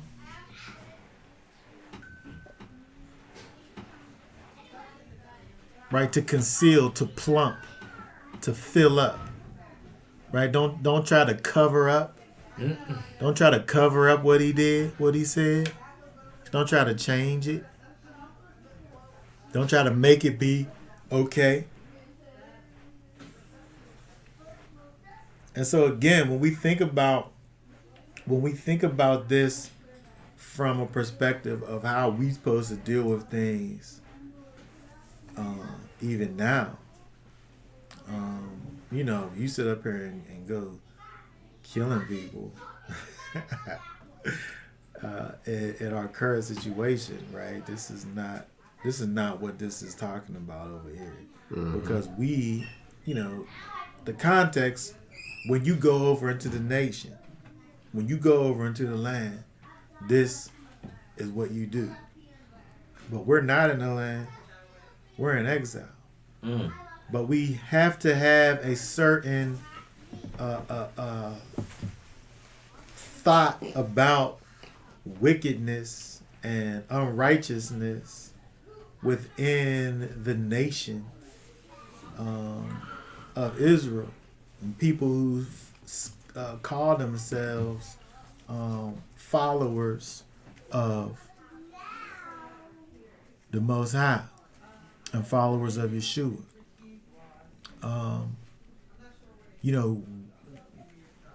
We can't be part of people who are causing you or others to go against the words of the Most High. It don't matter how many miraculous things that they say or do. But when they go outside of the will of the Most High, and then they secretly try to entice you to do the same thing, you have to distance yourself from these people. You be the one. Mm-hmm. Don't look at them and just shake your head at them. Yeah, if you're serious about the walk, you gotta cut them off. Yeah, he said initiate the judgment against them. That's what he said. Your hand do it. And then afterwards, the people could know, but don't wait for them to act. Mm-hmm. Because he's secretly doing it in the first place. They're never going to act. Right. They don't even know. I mean, I just right now just thought about, people got secrets out here. Yeah. People call themselves confiding in you, telling you these things about themselves and things that they're not to say what they've done, but what they're doing. Right? Because this person's over here is enticing others to evil. So we're talking about something, not everybody has a checkered past. But we're talking about the idea of causing others to go into sin. And so if somebody was to tell you about these things that they are doing, that's grounds for you to be done with these people. Because they obviously not living in the life. Obviously. What's this verse here?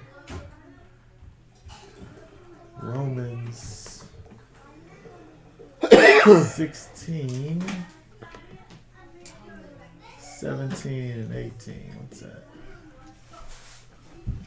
Now I call upon you, brothers, watch out for those who cause divisions and stumbling, contrary to the teaching which you learned, and turn away from them. For such ones do not serve our Master Yeshua Messiah, but their own stomach, and by smooth words and flattering speech, they deceive the hearts of the innocent. It says over here to turn away from them, right? To turn. What's that? We're probably not going to get much in the Greek. But let's see what it says here. Avoid.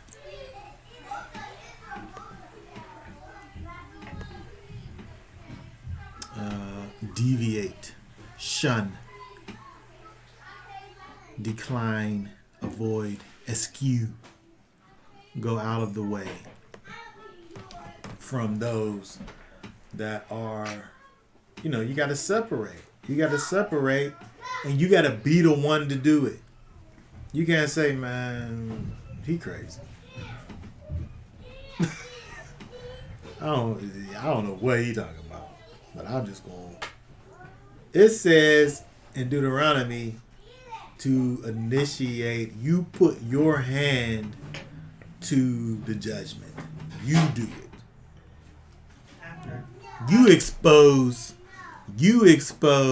the wickedness of this individual.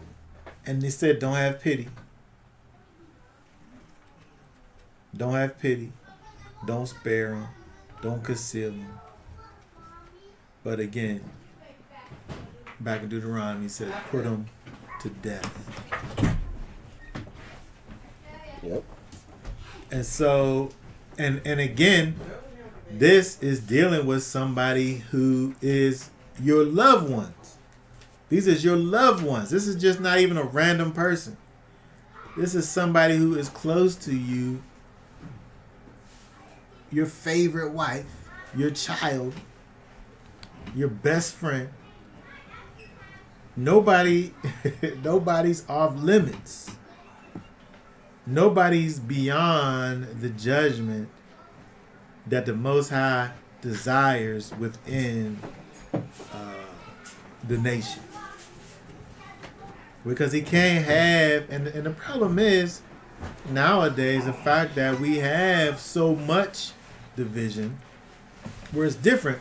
It's different whenever we look at, say, even in the time of, when Romans was written, or the things that it talks about in the Gospels, where they was cutting people off.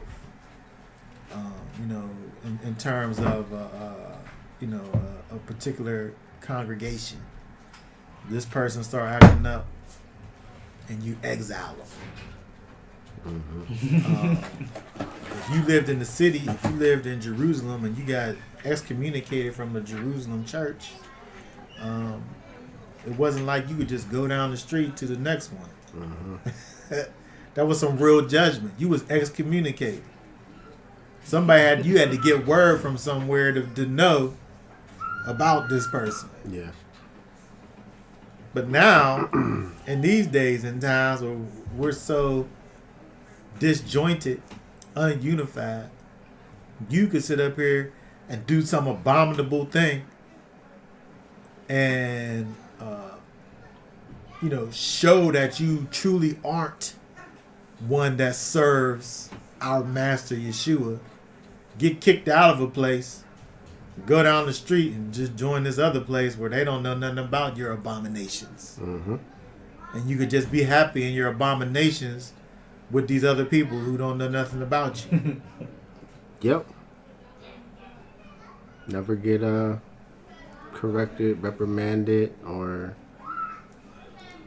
what you really need, what you really deserve. Yeah. You can run from it. Where it talks about here, giving you over to Satan, handing you over to the enemy, to be judged. But that's lacking because of the fact that, again, what we're reading in Deuteronomy is about what happens within a nation.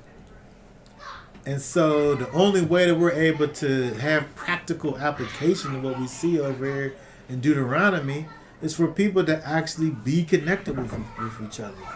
Right. Not to have so much division in the nation where, it's not just with them, what we know of as Israel. Just a regular mainstream church is the same thing. There's no difference. Right? You could just sit up here and be whatever you're gonna be in the regular church and get literally thrown out of the church. Mm-hmm. And you just go down to the next one. I was riding in the car the other day, and that song came on by that person that was admitted homosexual. One of these gospel persons. Every time I hear a song, I turn it off. That's the only thing I could do. I don't know him. I don't know where he be at. I can't tell nobody. But if he gonna sit up there on national TV somewhere and profess to be a homosexual, and then I'm supposed to listen to your music that you put out, man, I ain't never listening to that. When I hear the intro come on, the channel get turned. Easy. Instantly. Yeah. Because how you gonna be sitting up here singing gospel music and you gay? That's this thing right here. That's what I'm saying. Again, we think about the prophet. He has these inspired words that come from the Most High in way of a song. You supposed to kill this person. You supposed to separate yourself from this person. He supposed to be dead to you. But he still get played on the gospel radio. It don't matter that he's gay. We got these people in these churches. They're the best singers in the choir. They're the choir directors. The gayest people you ever seen in your whole life. But they sure can direct the choir, boy. They can direct the choir. And you got 100+ people in there. Exalt them. Like, it's madness. And it's totally against the principle of what we're seeing over here with there's such a connection between song and prophecy in terms of what we see in the Old Testament.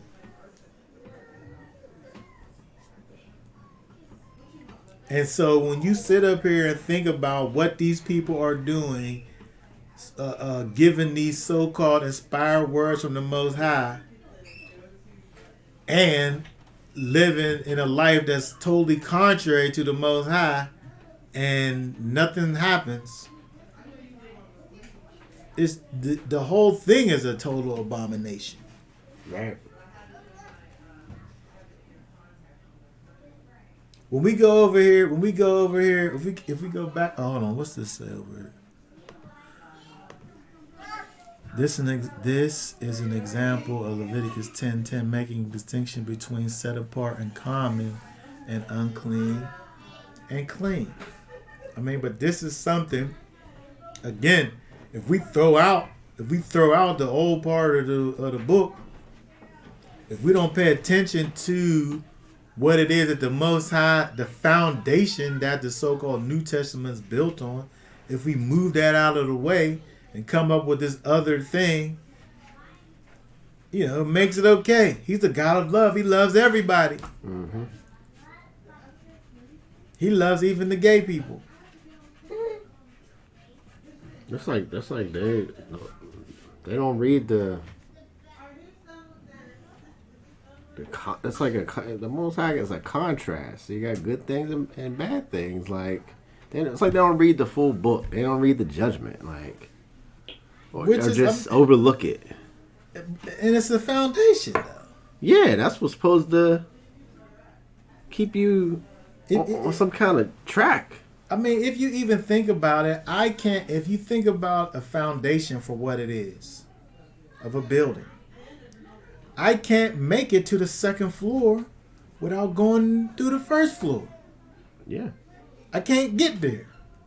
So I can't get to the upper floors without starting at the bottom, at the foundation, at the base of it all. Mm-hmm. And so this is a total perversion to even think that you're able to get some type of an understanding of what it is that the Bible's even trying to say if I don't have a full understanding of the way that the Most High functioned. Like we could even look at Romans 16, 17, and 18 and think about this idea of turning away from somebody who's causing other people to stumble. But we miss the severity of this whole thing if we don't understand that this principle is an old, quote-unquote, Old Testament principle, and the thing that they was doing was killing you.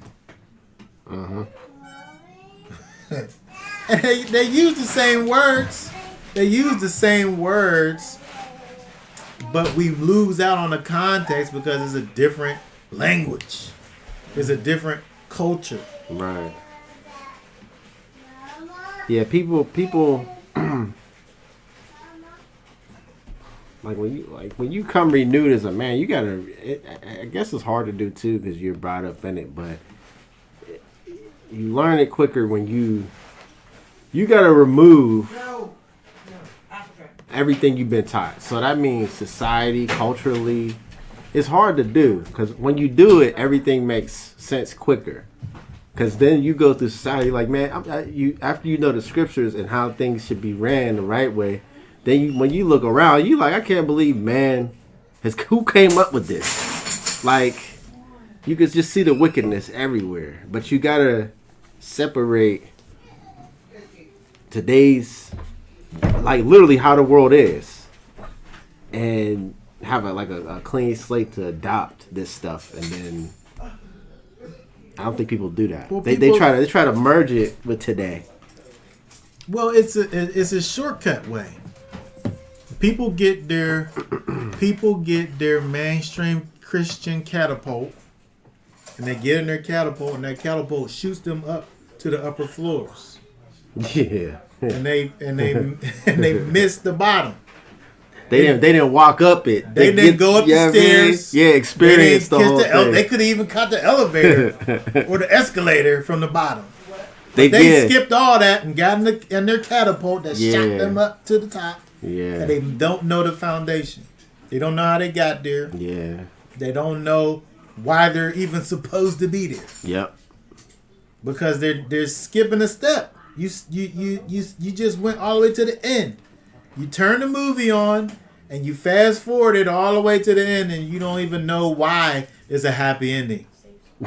You don't know why they're skipping and jumping down the yellow brick road. You just know that them people at the end was happy, but you ain't know what they went through to get there. They achieved that happiness. You don't know what they went through to get there, yeah, or why they're happy or whatever. Yep. They didn't go through the door. Yeshua said he is the door. But you know at the end that they believed, but you didn't know what they belief consisted of because you didn't see what they had to do to get there. They just say it. They made it. They said it. Just say it. They cheated. There's a race. I can go on and on. Yeah. There's a race. You can. There's a race. They went all the way to the finish line, and they crossed over the finish line, and they never even ran in the race. Yeah. The analogies are endless. But at the end of the day, these things remain the same. And if we look back in Deuteronomy and understand the principle here, there is an utter disgust for these people, these prophets, these dreamers of dreams, who even though they are doing these miraculous things, are turning you away from the Most High. Mm-hmm. So much so that it's interesting when we look at verse. Here, read for us again. I'm gonna put this over in the King James because it gets we miss it when they don't they don't translate this over here. Let me put the King James on. Oh, you can read it down below, so I can't really see that. Read verse 12. Oh, wait a second. 12 and 13. But I'm going to read it from down here, though. If thou shalt hear, say in one of thy cities, which Yahweh your Elohim hath given thee to dwell there, saying. Just one in the city. Just some random person. The other person was the one that you knew. Your family, your loved one that caused you to do it. But this is just somebody that you hear of, somebody in the city somewhere. Certain men, the children of Belial. Oh, the King James does the same thing. Okay, go ahead. Just read this up here. I thought the King James was different. Okay, some men, sons of Belial, have gone out of your midst and led the inhabitants of their city astray, saying, let us go and serve other mighty ones whom you may have not known. Okay, the interesting part about this here is these people, this helps us to understand the problem, because we're talking about these children of these false gods, basically. But this word over here means without profit or worthlessness. And so this translation I have over here says, some worthless men have gone out from among you to seduce the inhabitants of their city. And so, this is sitting up here saying, the translation is saying certain men, children of Ya'al. But that word literally means without profit or worthless. These people are literally worthless men who are causing people that are following the Most High to stop following the Most High and follow after false gods. So we're not even talking about regular people who are just operating in unrighteousness. We're talking about within the nation, people within the nation causing other people within the nation to function like a Gentile. It's calling them worthless men. And that was law enforcement. That's real law enforcement right there. Yeah. Right. You ain't need to call the cops. You did wrong, and you knew, because we all supposed to know the law. Like even here, we supposed to know it, but they say they got special training to be a lawyer to really know all these crazy laws they got. Well. In terms of the person that you knew, but when we look at 14, read 14 right there. Then you shall inquire, search out, and ask diligently, and see if the matter is true, and establish that this abomination was done in your midst. And then you kill him. and then that's when you certainly strike him with the edge of the sword. Judgment. Certainly. Why do you use the main word? Certainly strike the inhabitants of that city with the edge of the sword. But first you inquire. Yeah. You search out. You ask diligently. What? I heard so-and-so was out here teaching people to follow after false gods. Is that true? Yeah. Is he really doing that? It says, search it out. Inquire. Seek. Ask. Penetrate. Examine. Find out. Ask diligently. Get to the bottom of the matter. Don't go off of no false accusations. Make sure that this thing is true. Yeah. But when you find out that it's true, when the truth has been established,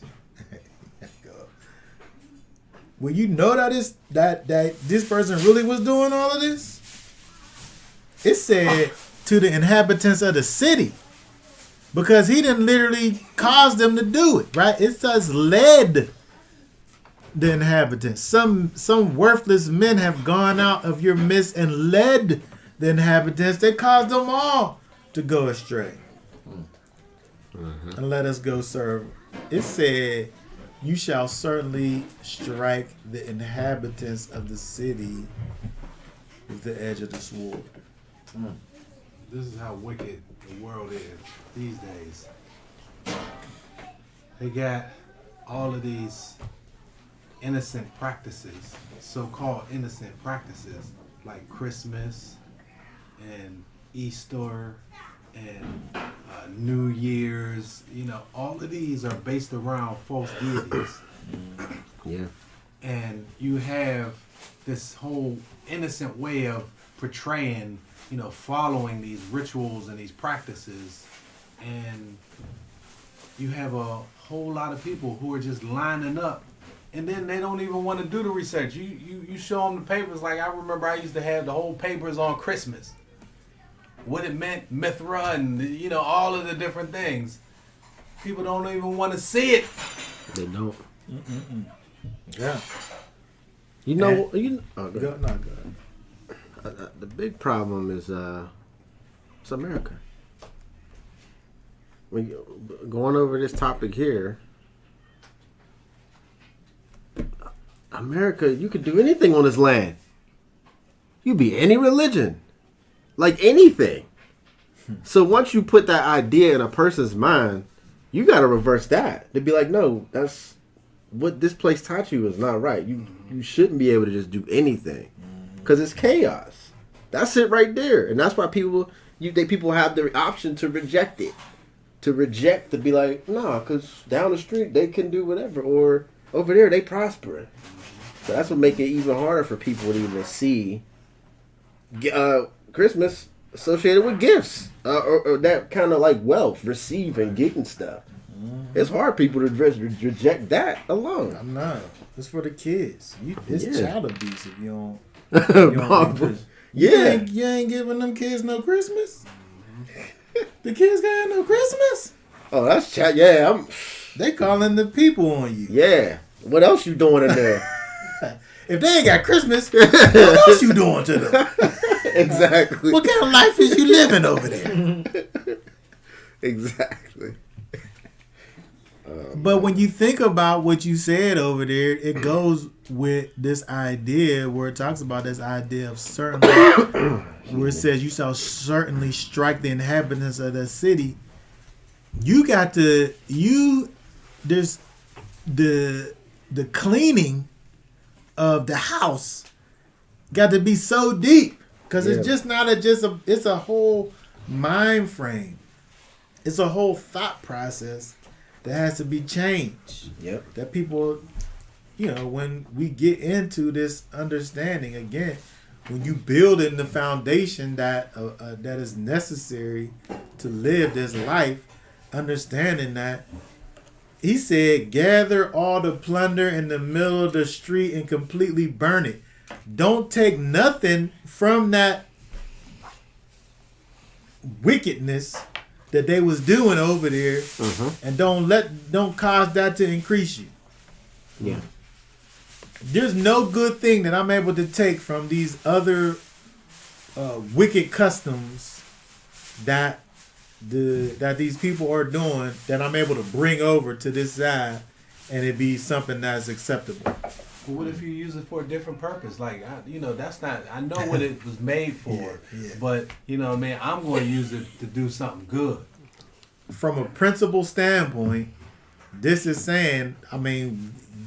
That's the exact opposite of what this is saying over in verse 16. Right. It said, "Gather all this plunder, all the so-called good things that's there." These people was over there probably. They had their things that they had. They probably had a bunch of nice things that these people had. Nice things that they had. That could have been used. Maybe it was some gold or some useful things, some animals that they could have used. That I could have took these pagan animals that this people of Israel turned pagan. I could have used their animals for my family. He said, gather all the stuff, put it in the middle of the street, and burn it all. He said, don't profit from this stuff that they was doing.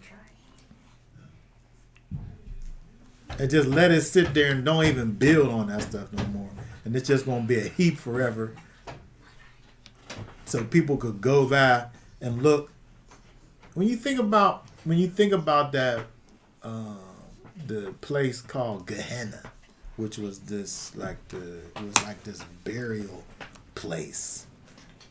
It was this place that just got that just turned into this place of death. Yep. Right, just like when you think about when you think about the Lion King, they had that elephant place where they was like told Simba don't go over there. That valley of death. Just a valley of just death over there. Yeah. Nobody bothered to clean that stuff up or make that land useful. That's just where you went just to die over there. That's where the scavenger animals was at too. It was dangerous. Yeah. Yeah. And so I'm sure that was some good land that could have been used.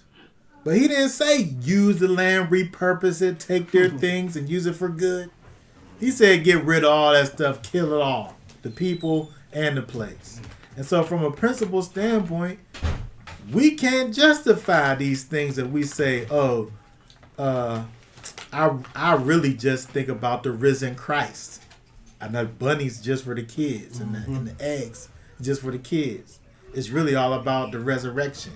Well, if it's just about that, let it just be about that, and don't try to put this other stuff into what's this it. extra stuff? Oh, it's really about the birth of Jesus. I know what it's about. I know what it's about, but we the kids, But from a principle standpoint, right, we're able to go back to the Torah and know that he don't want for us to take nothing from these wicked practices and use them for our good.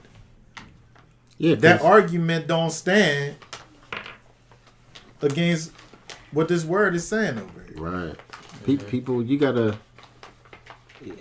taking the purity out of it. People don't want the pure.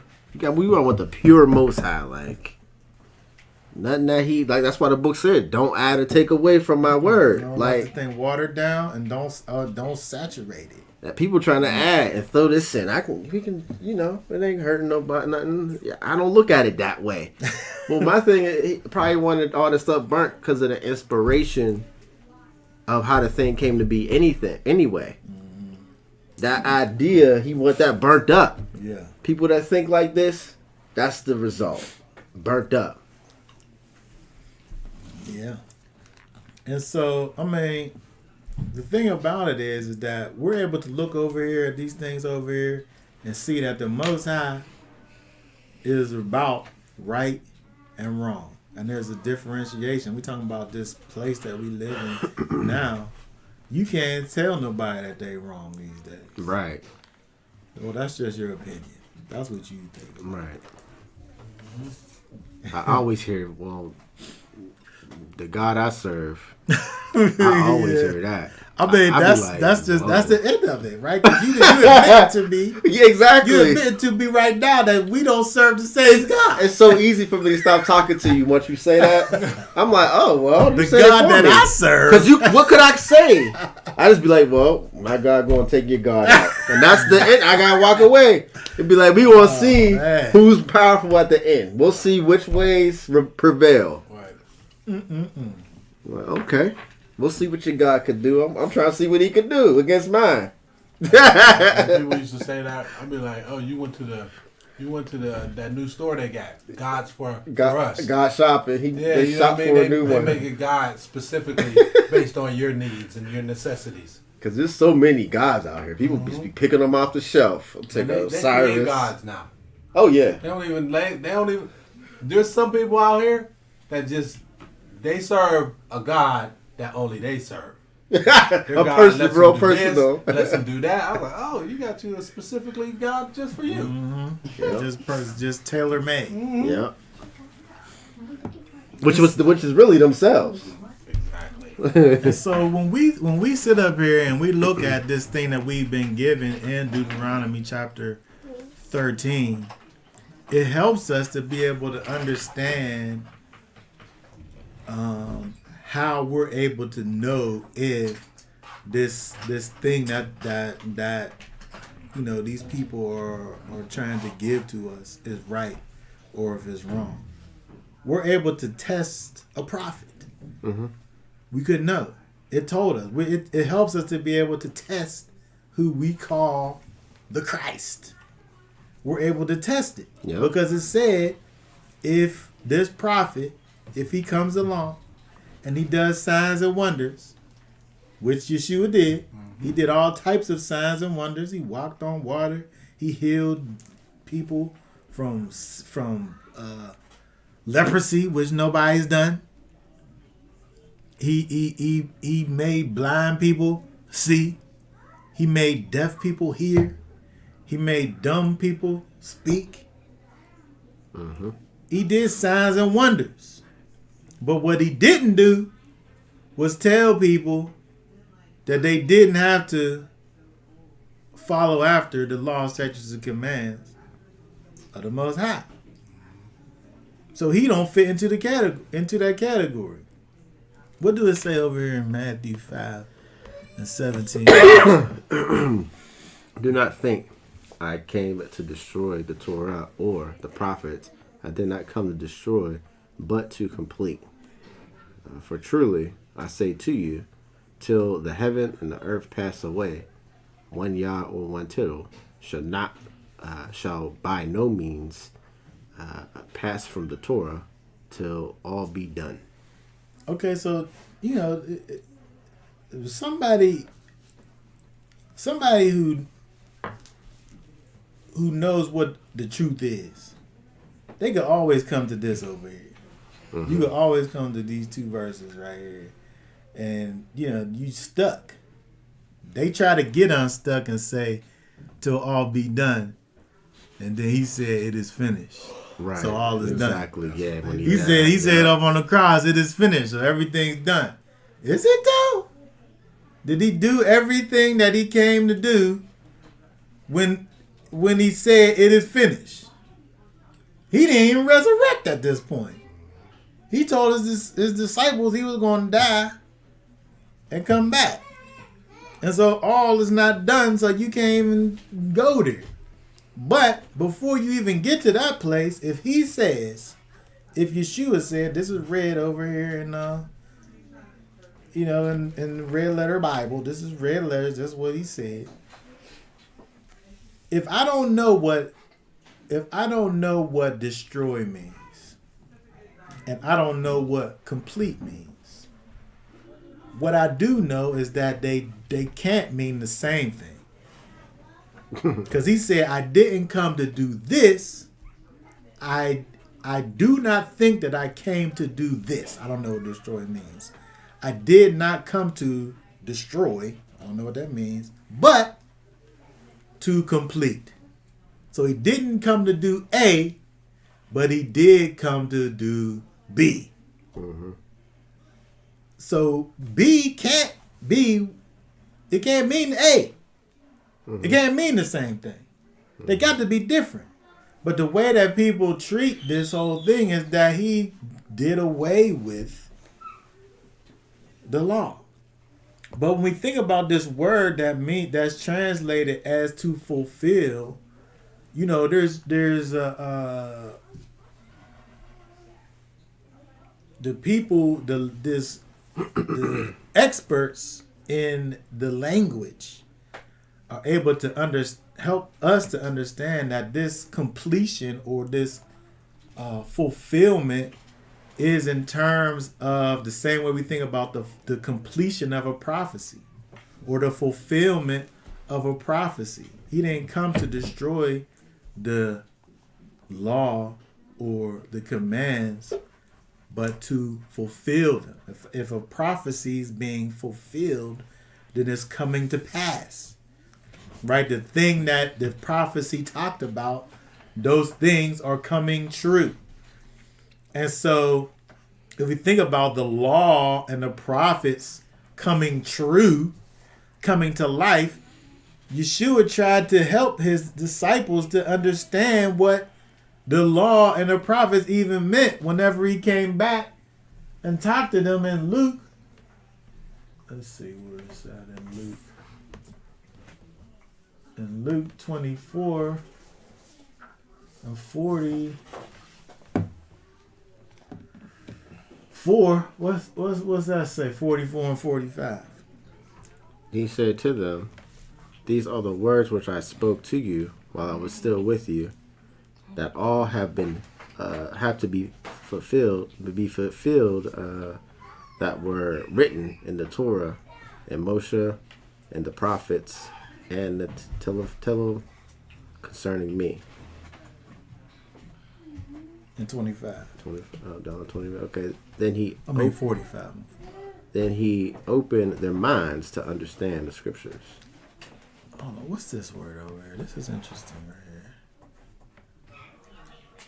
This better not be that same word. Oh my goodness. Oh my goodness. Wait a second.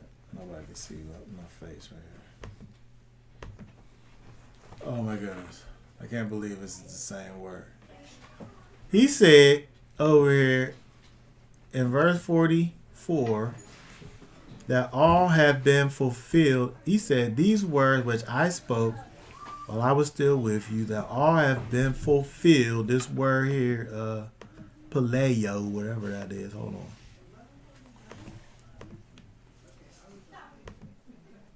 Plero. This is the same word that he came to do over there. He came to fulfill the things that was written in the Torah, in the prophets, and in the Psalms, the Tehillim. And so he came to fulfill these things. He came to bring them to pass. He's showing his disciples where he was in the so-called Old Testament, open their minds to their understanding. And so if that means that he's put a stop to the things that was written in the Torah and the prophets and the Psalms, or did away with, or destroyed, or however these people want to think about it being, It don't make any sense. But if we think about it in the idea of fulfilling in terms of prophetic sense, he's helping his disciples to see the scriptures from a spiritual understanding and know what the scriptures are saying about him in the so-called Old Testament.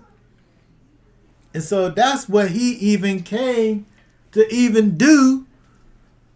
That's what he said over there in Mark. So if he's a lie, then he cancels himself out. If he did come to do away with the thing that he said he didn't come to do away with, he's a liar. He can't be, you supposed to be killed. He must not be Messiah then. Because he did the opposite of what he said he was going to do.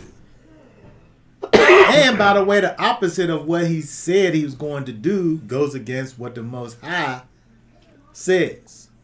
Right? The Most High said, through Moses, if he says to go against me and serve other gods and break my commandments, he's a false prophet and kill him. So he's breaking his own words, Yeshua, and the words of the Most High, if we make destroy and fulfill be essentially the same thing. They can't be the same thing. Either he's doing away with the law or he's fulfilling it, but he can't do both simultaneously because he's giving you something that's opposites over here. Destroy or fulfill. The same thing is true when we look at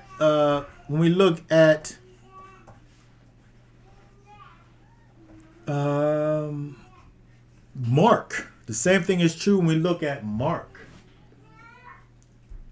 Well, you turn there. I just want to say, anybody that tries to imply that when Yeshua said, "It is finished," Yeah. that everything else was fulfilled, they're adding to the scripture. Because he said, "It is finished." That's singular. That's one thing. He could have said, "All is done," but he didn't say that. He said, "It is finished," meaning that this thing that he was doing right at that moment, it's now finished. Yeah. I mean, he's about to be dead. Right. In his body. Right. He made the sacrifice. That right part's there. finished. Right. Not all is done. That's a whole different thing. Yeah. They didn't even get the Holy Spirit yet. The Comforter. I mean, that's the whole, when he sits up there and sits with his disciples and talks to them about this cup being the cup of the new covenant. But we know the new covenant is the Spirit being poured out upon all flesh. Right. And so if it is finished at Calvary and you never got to the point of the Spirit being poured out upon all flesh, how's it finished? Right. It's all finished, but we still got some more to do. He still got to come back the second time, but it's finished. That part ain't even done yet. But it's finished though. Finished. I'm saying that if we take the mainstream thought process of Matthew 5:17 and 18 to mean that it's done, and these things mean the same thing, then Messiah, the Christ that these people teach, don't fit the criteria. Well, he does fit the criteria of Deuteronomy chapter 13, and he's not a prophet. He's a false prophet. But Mark chapter 2:23 here, read 23 through 28. We'll finish up with this here. And it came to be that he went through the grain fields on the Sabbath, and as they went, excuse me, his top ones began to pluck heads of grain. And the Pharisees said to him, "Look, why do they do what is not right on the Sabbath?" And he said to them, "Have you never read what David did when he had need and was hungry, he and those with him? How he went into the house of Elohim, and while Abiathar was high priest and ate the showbread, which was not right to eat, except for the priests, and he gave it to those who were with them. And he said to them, the Sabbath was made for man, and not the man for the Sabbath. So the son of Adam is also master of the Sabbath. Okay, very good. So, he's the master of the Sabbath, so he could break it. He could break the Sabbath then. That's what they say. Because he's the master of it. He could do whatever he wants on the Sabbath. Because he's the master of the Sabbath. But if we say that he literally broke the actual Sabbath, then he can't be Messiah. He can't be Messiah if he broke the Sabbath, because he's a sinner. That's what he is. Mm-hmm. But we know this if we look back in Deuteronomy chapter 13, the prophet or the dreamer of dreams who does these wonders, these great acts and these miracles, these signs and these wonders, if he goes against the laws of the Most High and teaches other people to do the same thing, he's supposed to be killed. How could that person be the Messiah? It can't be. We got to understand that these people over here created things that was in their pursuit of keeping the Sabbath, shamaring the Sabbath. Of being holy and righteous. Yes, all of that to prevent people from breaking the Sabbath. They made things for people to be doing so that you wouldn't break the Sabbath. However, when we look at what Yeshua was doing, what he was doing wasn't against the Sabbath. Even though he says this over here, what he says about David, it's interesting that he says this where they say, well, David broke the commandments, but Yeshua's doing it too. Mm-hmm. David broke the commandments, so that gives Yeshua the right to break the commandments. But first of all, Yeshua wasn't breaking the commandments because there wasn't no commandment that he was actually breaking. But I think that the point that Yeshua is trying to make over here is that these people were literally, at death's door and needed to eat something. And you got these things over here that you gonna throw in the garbage, these holy things that you gonna throw in the garbage, and these people gonna die. The Most High don't want for that. Right. He don't want for that. Right? He brings that up to show that the Most High isn't that rigid when it comes to life. What he didn't do is bring that up to say that David broke the commandments, so therefore Yeshua could break the commandments. Because when we look here, let's look over at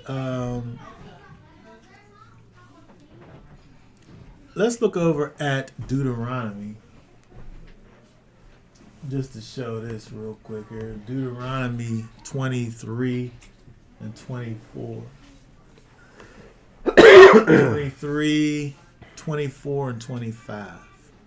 It says, that which has gone from your lips you shall guard and do for you. Hold on, my fault. Not 23, but chapter 23, 24, and 25.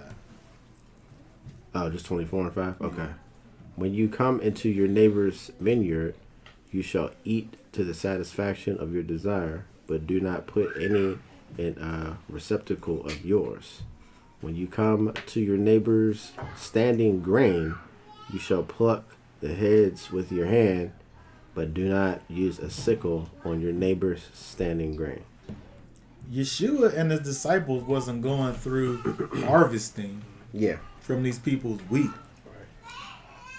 It wasn't like they was doing no work. They wasn't sitting up here, cutting down a crop. Right. They was walking through the fields and picking stuff off and eating it as they walked through. Which isn't harvesting, Right. which isn't working. And so this is not, in fact, they're keeping the commandment is what they're doing. They're not breaking the commandment. They're keeping a commandment. They're walking through and obeying the commandments when they're walking through and plucking and eating. But people going to have you think because they don't have the foundation of the Torah that, oh, he broke the Sabbath over here, but he's the Lord of the Sabbath, so he's able to break it. Meanwhile, he's keeping the commandment. He's doing the Torah as he's walking through these fields. Yeah. And so people's lack of understanding of what the Torah actually says, cause you to come up with all of these things that go against what it is that it's actually saying. And so, Right, because if you don't know what happened back here and why the people walk the way they do, but you don't know the commandments, then when they talk and do stuff, can't follow like different accusations and like, because they're like, oh, well, this woman did this and he come, but they're going according to the law. If you don't know that, then you wouldn't understand why they're questioning him. And you just read and be like, oh, well, he just said this without having an understanding of why he's being challenged. You know what I'm saying? Because they knew the law and he's explaining it to them. And you just discount the whole thing just because he corrected them and their misunderstanding of the law. yeah, I mean, what we have to understand about Yeshua is that every time these people came up against him, he was cutting them people down. What? He was taking out his biblical sword and he was chopping their heads off. Every time.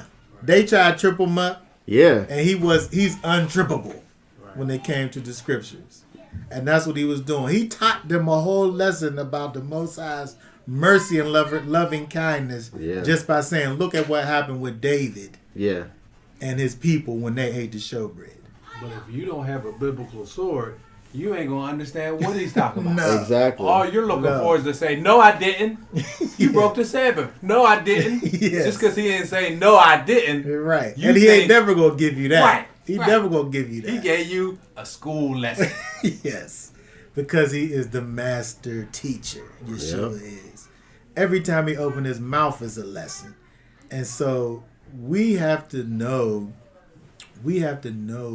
what it is that the scriptures say. We have to know that just because we see people out here so-called doing things for the Lord, that what is it that's coming out of their mouth? What are they teaching us? Are they pointing us towards the master, or are they pulling us away from the master? Because if they are, they're worthless men. This idea of eating the meat and throw away the bones don't got nothing to do with what we just looked at over there in Deuteronomy chapter 13. Because the meat is the miracles. They performed miracles. They said something was going to come to pass and it happened. That's the meat. It don't matter that they sit up here and they be taking people's wives, and it don't matter that they sometimes kill people or steal stuff. They prophesizing over there. They got money. They got blessings galore. The Most High wouldn't bless them with them Bentleys and them private jets. All of that. If they was... But the scriptures don't talk about eating the meat and throw away the bones.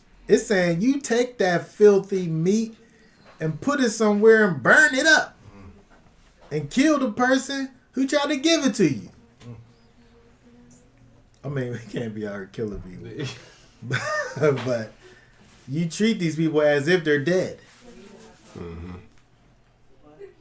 And so, we have to be able to take a stand for righteousness' sakes. I believe when we look at Deuteronomy chapter 13, that's what it's about. You don't sit around and wait for somebody else to do it. When you see it and you're able to act on it, you do it. You put your hand to it. You say what is to be, and then let somebody else jump on the coattails of you as you execute the judgment. But if you sit up here and wait for somebody else to do it, you're gonna just be waiting.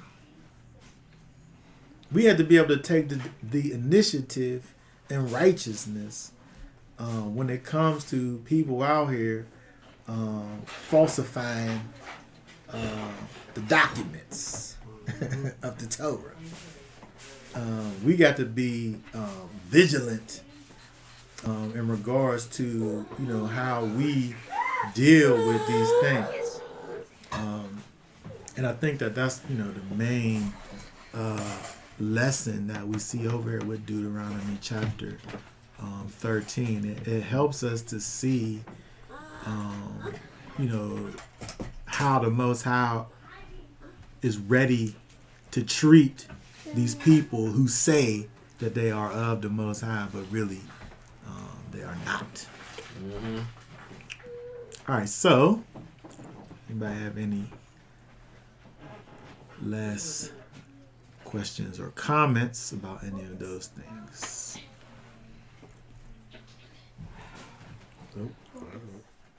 Okay, so that being said, we want to remind everybody to share the video. Hit that like button. We had probably the same amount of likes as the amount of people we had in the thing last week, so which is not much, but at least everybody hit the like button. So share the video, like it, make sure you subscribe, and encourage other people to subscribe, because we have new things coming out. You don't want to miss out on all the new things that we're doing and the broadcasts and things that come out. All right, so that being said, we want to say Shabbat Shalom. Shabbat Lord Shalom. willing, we'll be back on next week to do it all over again.